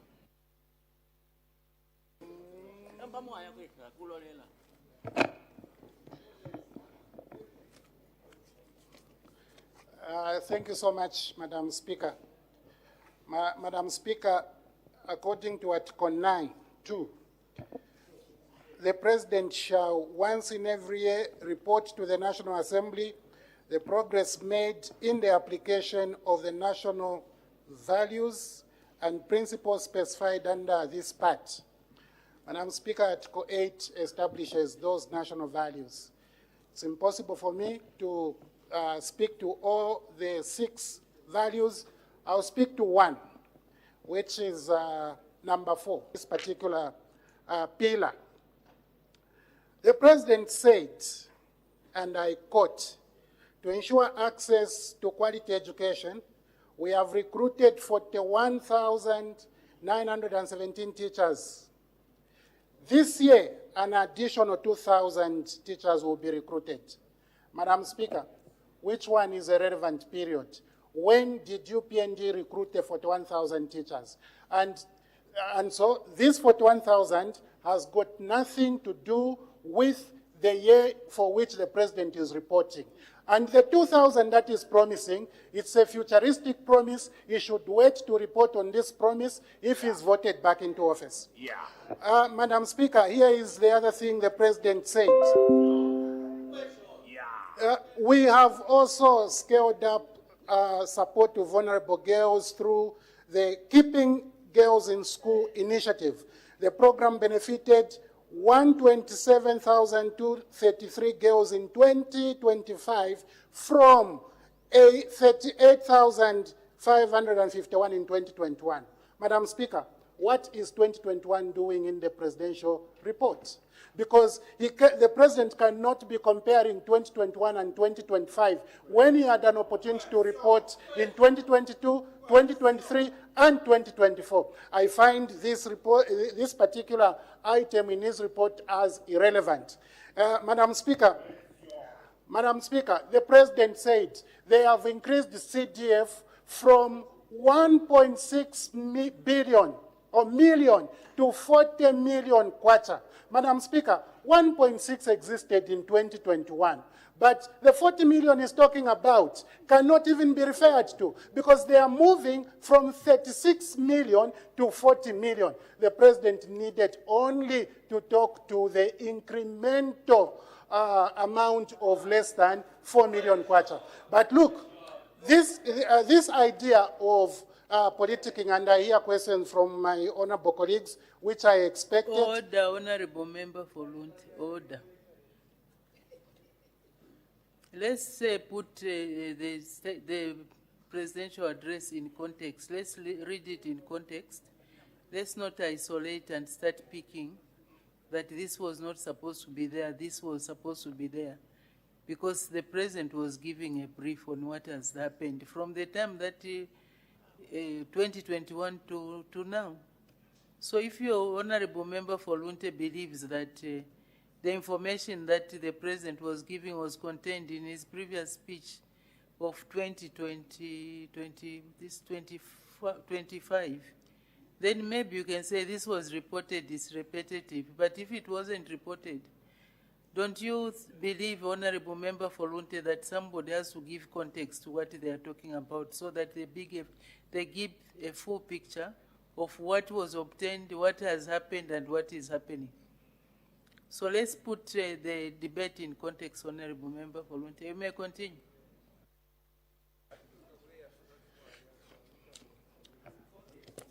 Madam Speaker, the president said once more, our commitment is underscored by the substantial increase in the budgetary allocation to the CDF from 1.6 million in 2021 to 40 million in 2026. And the president reiterated and said, let me repeat, from 1.6 million to 40 million in less than 5 years. Madam Speaker, the president is required to report on an annual basis, and he has sat on the throne and discussed the increment in CDF in this particular report year on year. I am surprised that he maintains talking about the entire increment from 2021 up to 2026. Madam Speaker, as I progress in establishing why... Maybe just there, honorable member for Lunte, just there, you know, context is very important. Did the president say in his speech that the increment was from 1.6 in 2025 to 40 million in 2024 to 40 million in 2025? He said from 2021. Yes, so he was speaking in context. He was giving a background to how the increment has progressed. So that I don't, unless if you are saying that is not true, what was contained in the address was not factual. Maybe that is another thing. Let me just clarify that. You may proceed, honorable member.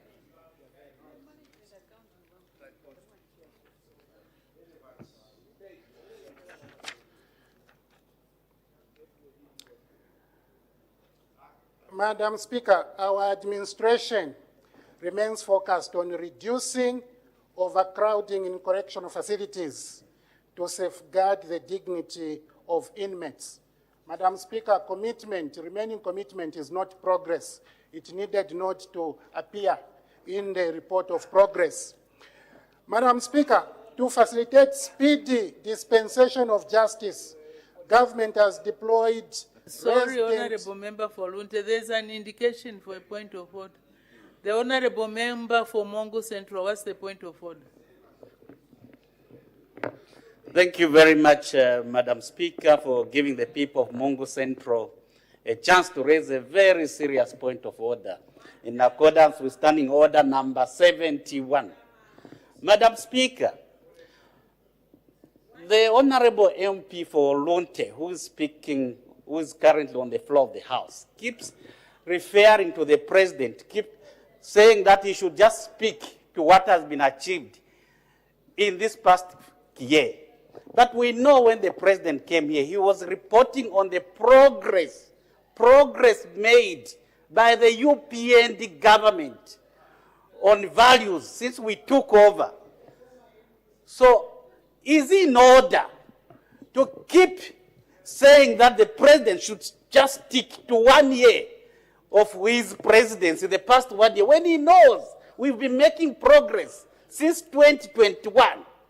He's the honorable member of Parliament for Lute, who is supposed to be a very senior member who should know these things in order to continue debating them in the manner that he's doing. I thank you, Madam Speaker. Thank you very much. I had earlier guided the honorable member for Lunte. From my observation, it's like he's marking the presidential address to see what is wrong here, what is... Honorable member for Lunte, please debate the address. Debate the address. Do not attempt to mark or correct or to punch holes in the address. Just debate. Bring out the issues. If you have any alternatives, you can bring them out, and that's the role of a member of parliament, to give suggestions, alternatives, than to try to mark a text. It won't take us anywhere. You may proceed. Thank you, Madam Speaker. Madam Speaker, the constitutional provision demands for the President to report annually, and he has done so. And he has Honorable done so. member, have guided. Yes, I'm now following your guidance. Thank you. And I'm saying this is an annual report, this one. It's an annual report. It has got nothing to do with all what 2021 is doing in the report. What 2021 is doing in the report. In the report of 2026, I have to be clear, the report of 2026. Madam Speaker. Honorable member for Lunte, you've been guided.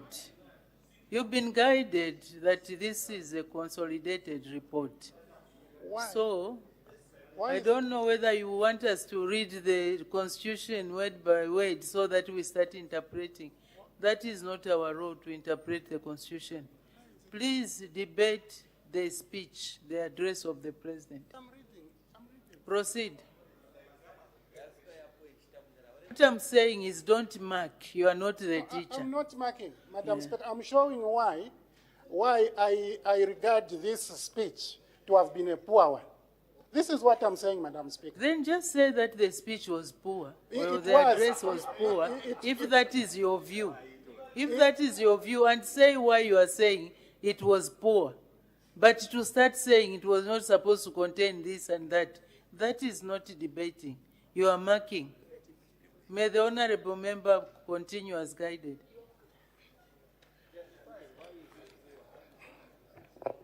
Madam Speaker, the President said this administration has consistently promoted unity in diversity through the principle of one Zambia, one nation, one people.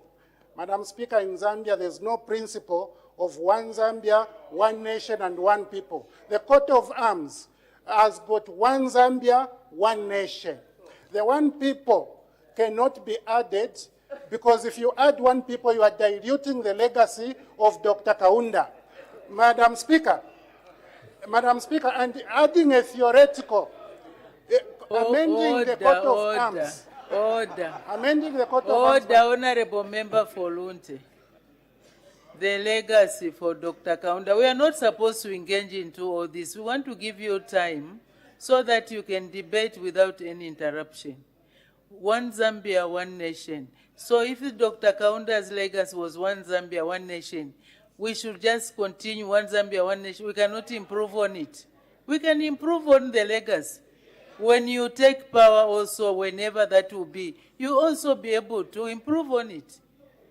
So we cannot keep on wearing the same shoes, whether they are big or small, we continue walking in the same shoes. We need to be innovative. If the shoes are too tight, you put Vaseline. If they are too big, you put toilet tissue or a cloth. A coat of arms is an emblem. The President said our stable and peaceful environment has so far attracted unprecedented investment, which translates to more jobs and more businesses and other opportunities. This is a great achievement, but we will have more work to do. Madam Speaker, if you ask the people of Lunte, if you ask the people of Chinsadi about employment opportunities, earlier he was talking about policemen being employed from Chinsadi. He will tell you that employment is non-existent in our country. As a matter of fact, for the president, I expected that you would be saying exactly how much jobs have been created in the relevant period for this particular report. I would have expected the president to be establishing how much investment has come into the country in the period under review, as opposed to saying unprecedented. Unprecedented, what does he mean when he says unprecedented? Because clearly, he should be saying, we now see something bigger than ZCCM, Madam Speaker, something bigger than NIEC and all those investments which existed when KK was in office. He should be saying what we are seeing now, which we never saw during the MMG, during the PF, and during the Thank you. KK. Your time is up, Honorable Madam Member Speaker, for Lunte. if you got 2 minutes because of the point of order and the disruption, No, I will be very happy. Order, Honorable Member for Lunte. When there is a point of order, the clock is stopped. You know, you could have made a lot of good points, but I think you wasted time on repeating yourself. So you lost your own time. So unfortunately, we go to the next Honorable Member from Nkana.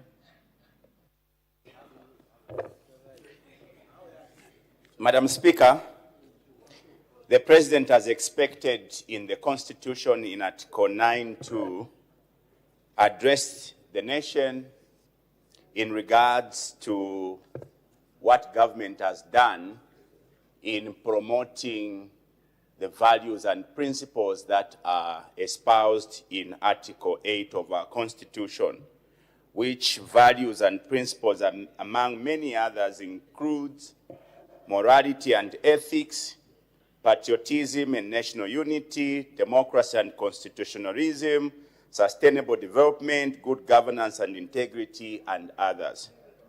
Madam Speaker, I will speak on this subject, agreeing and disagreeing with what the President said and giving reasons why I will disagree and agree.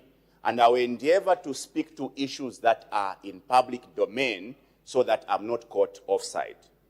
Madam Speaker, on page, in one of the lines the President made, he spoke to responsible use of social media. Madam Speaker, I agree with the President. There's need for citizens to use social media responsibly, as opposed to using social media to spread hatred and divisions. Madam Speaker, the President would have done us a favor if he acknowledged that his government has failed, because part of what he said is he bemoaned some of the social media pages that have been defaming citizens and spreading falsehood. We all are aware, because ZICTA is in charge of identifying who is responsible for this posting and social media platform and the like. We have two notorious social media pages, Madam Speaker, Koswe and Watchdog. These pages, for many years, have done the worst in spreading falsehood, in defaming citizens. We all know, some of us who have attended court sessions, the people that are behind these social media platforms are actually closer to our colleagues who sit on the right. How convenient is it that we can speak to the citizens? Honorable Member for Nkana, since you are mentioning people, honorable members who are here, and we are not supposed to debate ourselves, please, do you have anything that you can lay on the table to show us who is in charge of Koswe and Watchdog, who are defaming people? Bring the evidence on the table. Don't just make allegations which you cannot support. Madam Speaker, the admins of Koswe and Watchdog are our colleagues who are working in State House. Yes. The reports at the courts The have question stated. is, the guidance, Honorable Member Fonkana, do you have proof? Do you have proof that you can lay on the table of the House?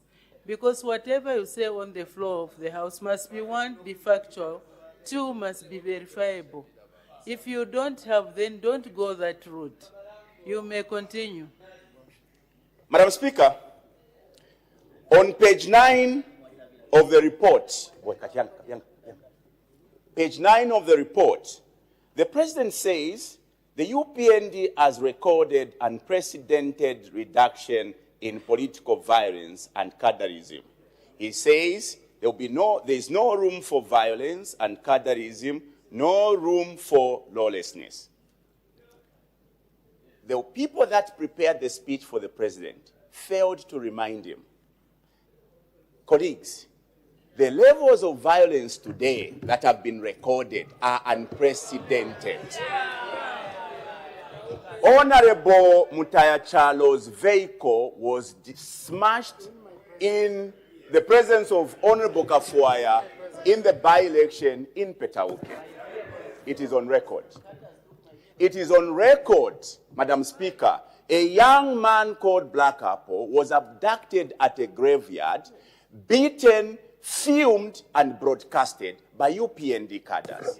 The President failed to list these things.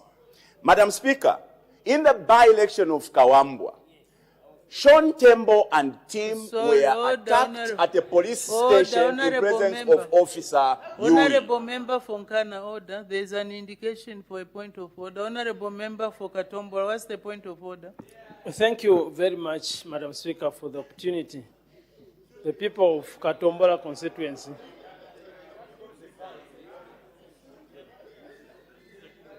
Order. Honorable Member for Katombola, just a moment. Just a moment. Honorable Member for Mukushi, please take charge of what you are doing. You cannot just stand from there and start talking when another member is also raising a point of order. That is being disrespectful. We expect you as a senior member of the House to behave in a particular manner and maintain the decorum and order of this House. Please. Restrain yourself. May the Honorable Member for Katombola continue. Thank you, Madam Speaker, for according the people of Katombola constituency an opportunity to raise a serious point of order against the MP Fonkana. Madam Speaker, is Honorable Member of Parliament Fonkana in order to make all these allegations that he's been making, Madam Speaker, that the UPND, the government, the State House, what is he in order, Madam Speaker, to continue, despite you guiding him, that he should avoid making allegations without evidence being laid on the floor of the House? Is he in order, Madam Speaker, to proceed in such a manner? And this is a people's house, Madam Speaker, and everything, people are listening from outside the country, some are within the country. Is he in order, Madam Speaker, to proceed in that manner, in view of our standing order number 71. Is he in order, Madam Speaker? I thank you. Thank you very much. Honorable Member for Nkana is actually out of order because I guided to say if you are going to make any statement on the floor of the House, one, it must be factual, two, it must be verifiable. He was naming people, but there is no document that he has laid on the floor of the House to verify what he's saying. So the Honorable Member Fonkana is out of order. Honorable Member Fonkana, you do well if you follow the guidance and debate factually with facts that can be verifiable. You may proceed as guided. The watch is going. They are still on mine. Madam Speaker, my time was at 4, but the watch has been going. No, it's not me. When there's a point of order, the watch must stop. Colleagues. It was at 4. Wasn't the watch stopped? No. It was at 4. 5.7 minutes.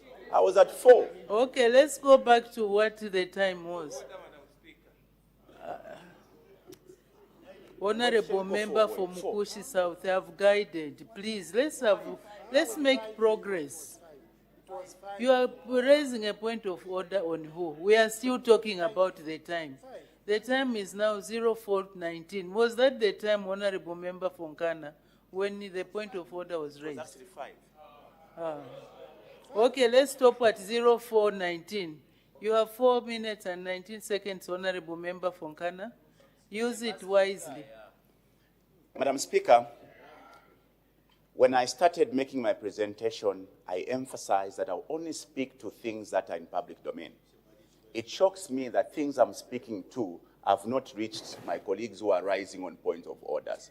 All these reports I've spoken to, Honorable Mtoya Chalo, Honorable Brenda Nyirenda being shot at, the Sean Tembo being hacked in Kawambo, Honorable Member Fonkana, domain. Order. Honorable Member Fonkana, you were guided that if you are referring to those issues, put them on the table. You do have them. Can you lay them on the table? If you don't have them public domain, you can't lay public domain on the table. They are not in public domain because they are not known by anyone. Were they in courts of law? Huh? So even if a matter is in the courts of law, if you are bringing it before the House, lay it on the table so that it supports what you are saying. When you were preparing for the debate on this address, you knew what you were going to raise. You should have collected the data. And it would have been easy for you to lay it on the table and you continue debating. That's the way things are done. So maybe you can continue as guided. Madam Before Speaker. you proceed, Honorable Member for Mukushi South has been persistently asking to raise a point of order. What is the point of order, Honorable Member for Mukushi Thank South? you, Madam Speaker. Madam Speaker, this segment that we are dealing with is a very important segment, the presidential speech. And it is from there where we get cabinet ministers responding to the matters that we are raising. If you see, Madam Speaker, even if they are going, there is only the Vice President there, the whole bench there is no minister. You can count, Madam Speaker. Who is going to respond to these matters that we are going to raise from this House? I seek your serious ruling, Madam Speaker. Order, honorable members. Every member who is not here, there is a good reason why they are not here. Even on your side there, you are supposed to be debating. Sometimes we adjourn early because the backbenchers are not able to debate. So where are your leaders, honorable member for Mukushi South, so that they can come and debate? The honorable member who sits behind you, where is he to debate? Not the honorable member. We are talking about the presidential candidates. Are you a presidential candidate, honorable member for Shiwangandu? Let's just stick to the business. Let's not start pointing fingers at others. Because we can also bring out these issues. We don't want to go that route. May the honorable, okay, now there will be no points of order. I would want the honorable member from Ghana to debate without any interruption. May the honorable member from Ghana continue. Madam Speaker, the President on page 10 of the speech, in speaking to patriotism and national unity, says, the new dawn has consistently promoted unity in diversity through the principle of one Zambia, one nation. Madam Speaker, promoting unity goes as far as the statements we make. We must make statements that unify as opposed to pitting people against each other. I disagree with the President on this point. The President has been on record making statements that are divisive. As an example, when the President says, they hate me because of where I come from, that statement has got the capacity to pit the other people who don't come from where he comes from. I think that the President missed an opportunity to unite the country by making statements that build as opposed to statements that pits people in regions against others. Madam Speaker, in promoting national unity, it is important that opportunities are shared equitably. It means business opportunities, employment opportunities are spread equally. It therefore implies when we are making appointments, they must be regionally balanced. If you scan around, and I can challenge anyone, the 20 most important institutions in this country, who heads those institutions, you will find they are aligned to particular regions. This cannot build national unity. Madam Speaker, page 12 of the speech, our administration remains firm on preserving freedom of assembly and association.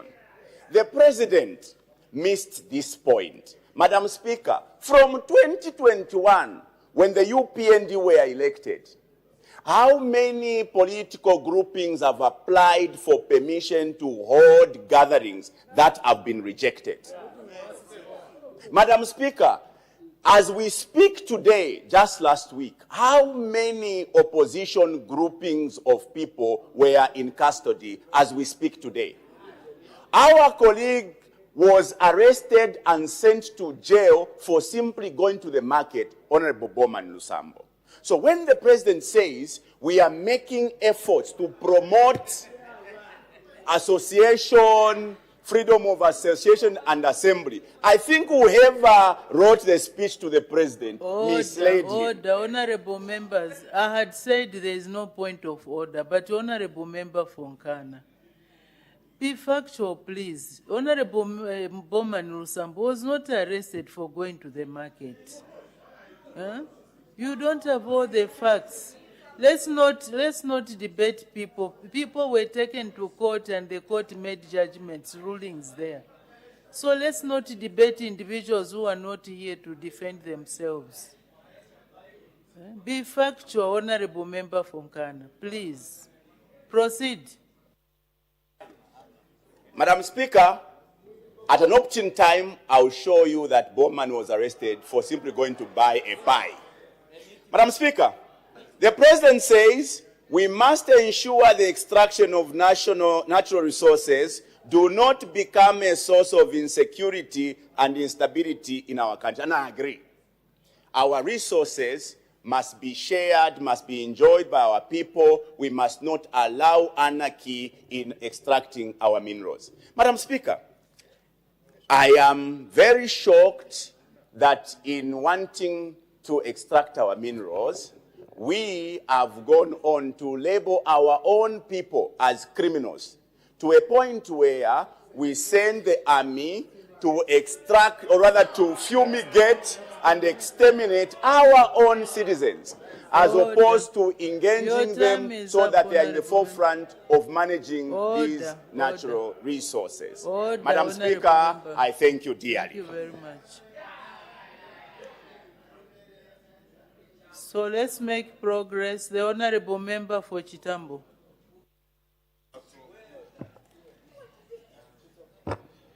Madam Speaker, thank you very much for allowing the people of Chitambo to add a word to the presidential speech that was delivered on the floor of the House.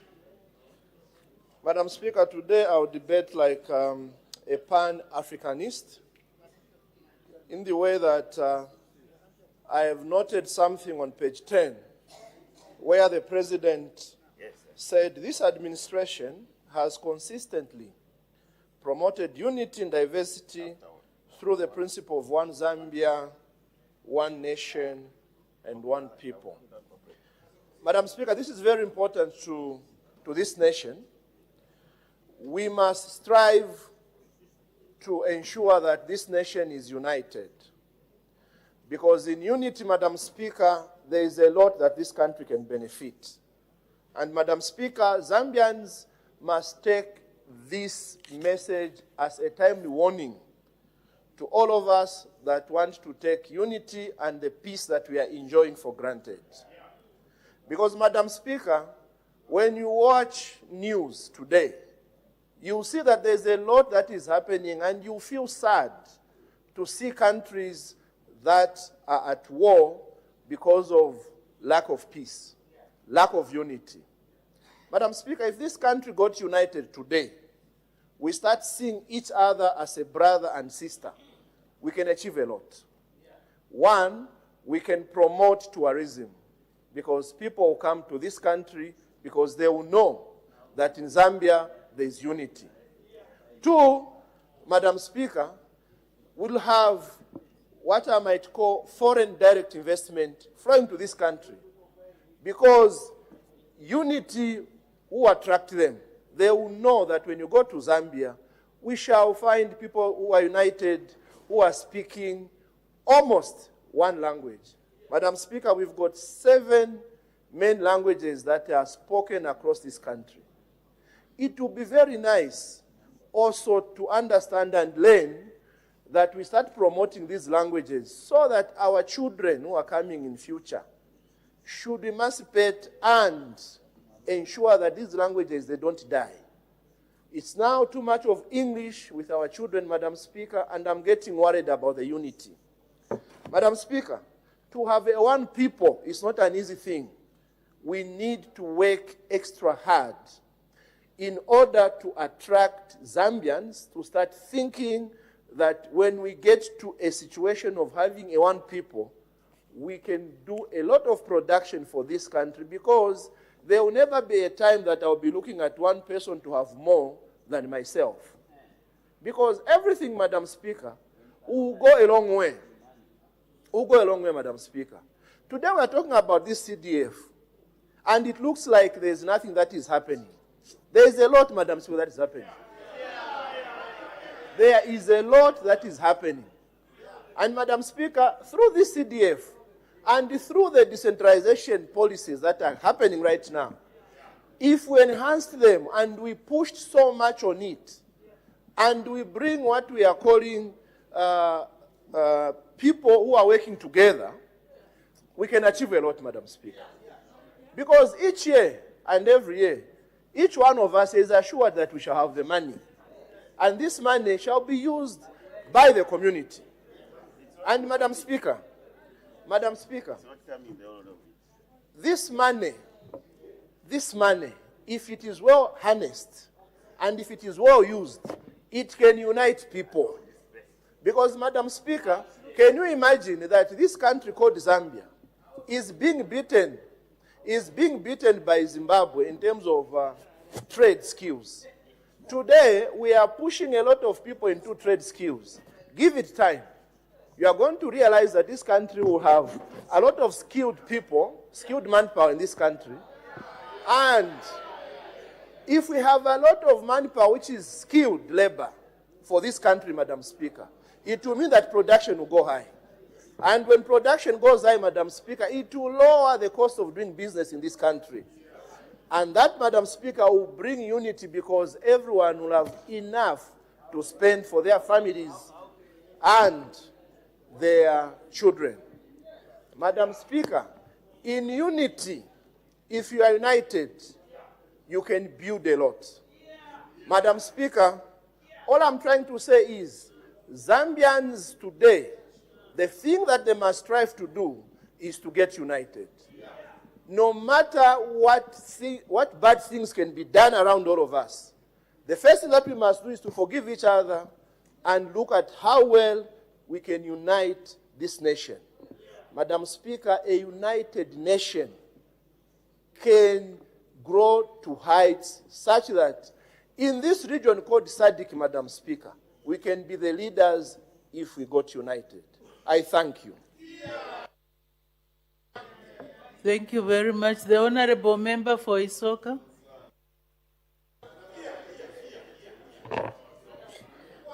Thank you, Madam Speaker.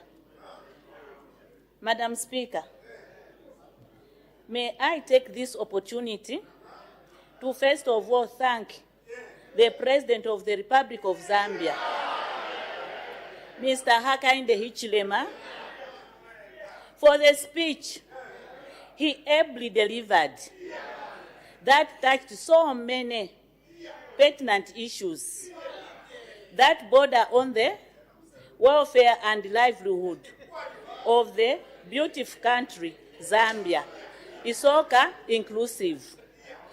Madam Speaker, Isoka. Order, honorable members, can we listen to the debate? Order. Order, Madam honorable Speaker, members. as Isoka, the speech has looked at the 5 pillars of 80th National Development Plan and has assured the people of Isoka that their challenges will continue to be addressed in an effective and efficient manner. Madam Speaker, let me talk about morality and ethics. The community is concerned about instances of social vices such as 1, early child marriages, 2, teenager pregnancies, 3, alcohol and drug substances abuse, and 4, gender-based violence. Madam Speaker, Zambia is a peaceful, caring, and a Christian nation. Morality and ethics are important values that shape the character of families, communities, and the nation at large. It is within these morals and ethical contexts that this government is addressing the above vices. To address these vices, government has implemented a number of interventions such as 1, free education. Madam Speaker, because of free education, which Order, as the time is 16:40 hours, I suspend business for 20 minutes for a health break. Good afternoon, thank you so much. You are watching Parliament TV, the only station dedicated to bringing Parliament closer to you. Business has been suspended for 20 minutes for a break. And at the time business was being suspended, the House was considering a motion moved by Mrs. Jacqueline Sabao, Shikankata, member of Parliament. Thanks the President's address that the thanks of this Assembly be recorded for the exposition of public policy contained in the President's address. And on the floor of the House was the Member of Parliament of adding voice to this motion. And of course, business did commence at 14:30 hours. Madam Speaker did make 2 announcements.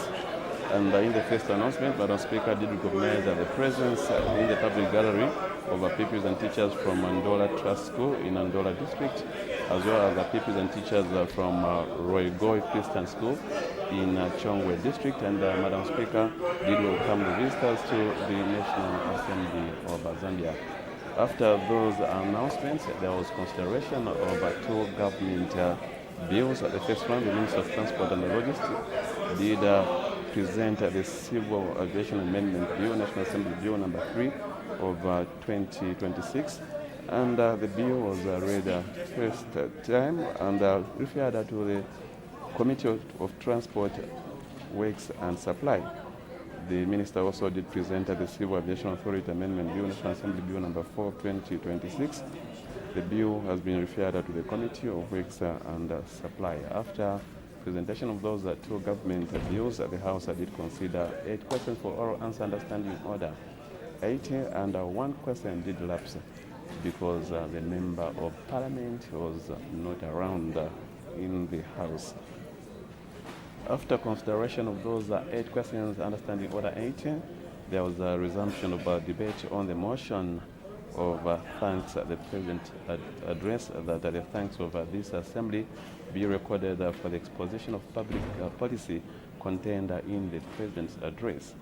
This is a motion which was moved by Chinkankat Member of Parliament, Mrs. Jacqueline Sabao, on 24th February 2026. Right now, we take a break. We'll be back at 17 hours. Continue watching Parliament TV as we endeavor bringing Parliament closer to you. Good afternoon.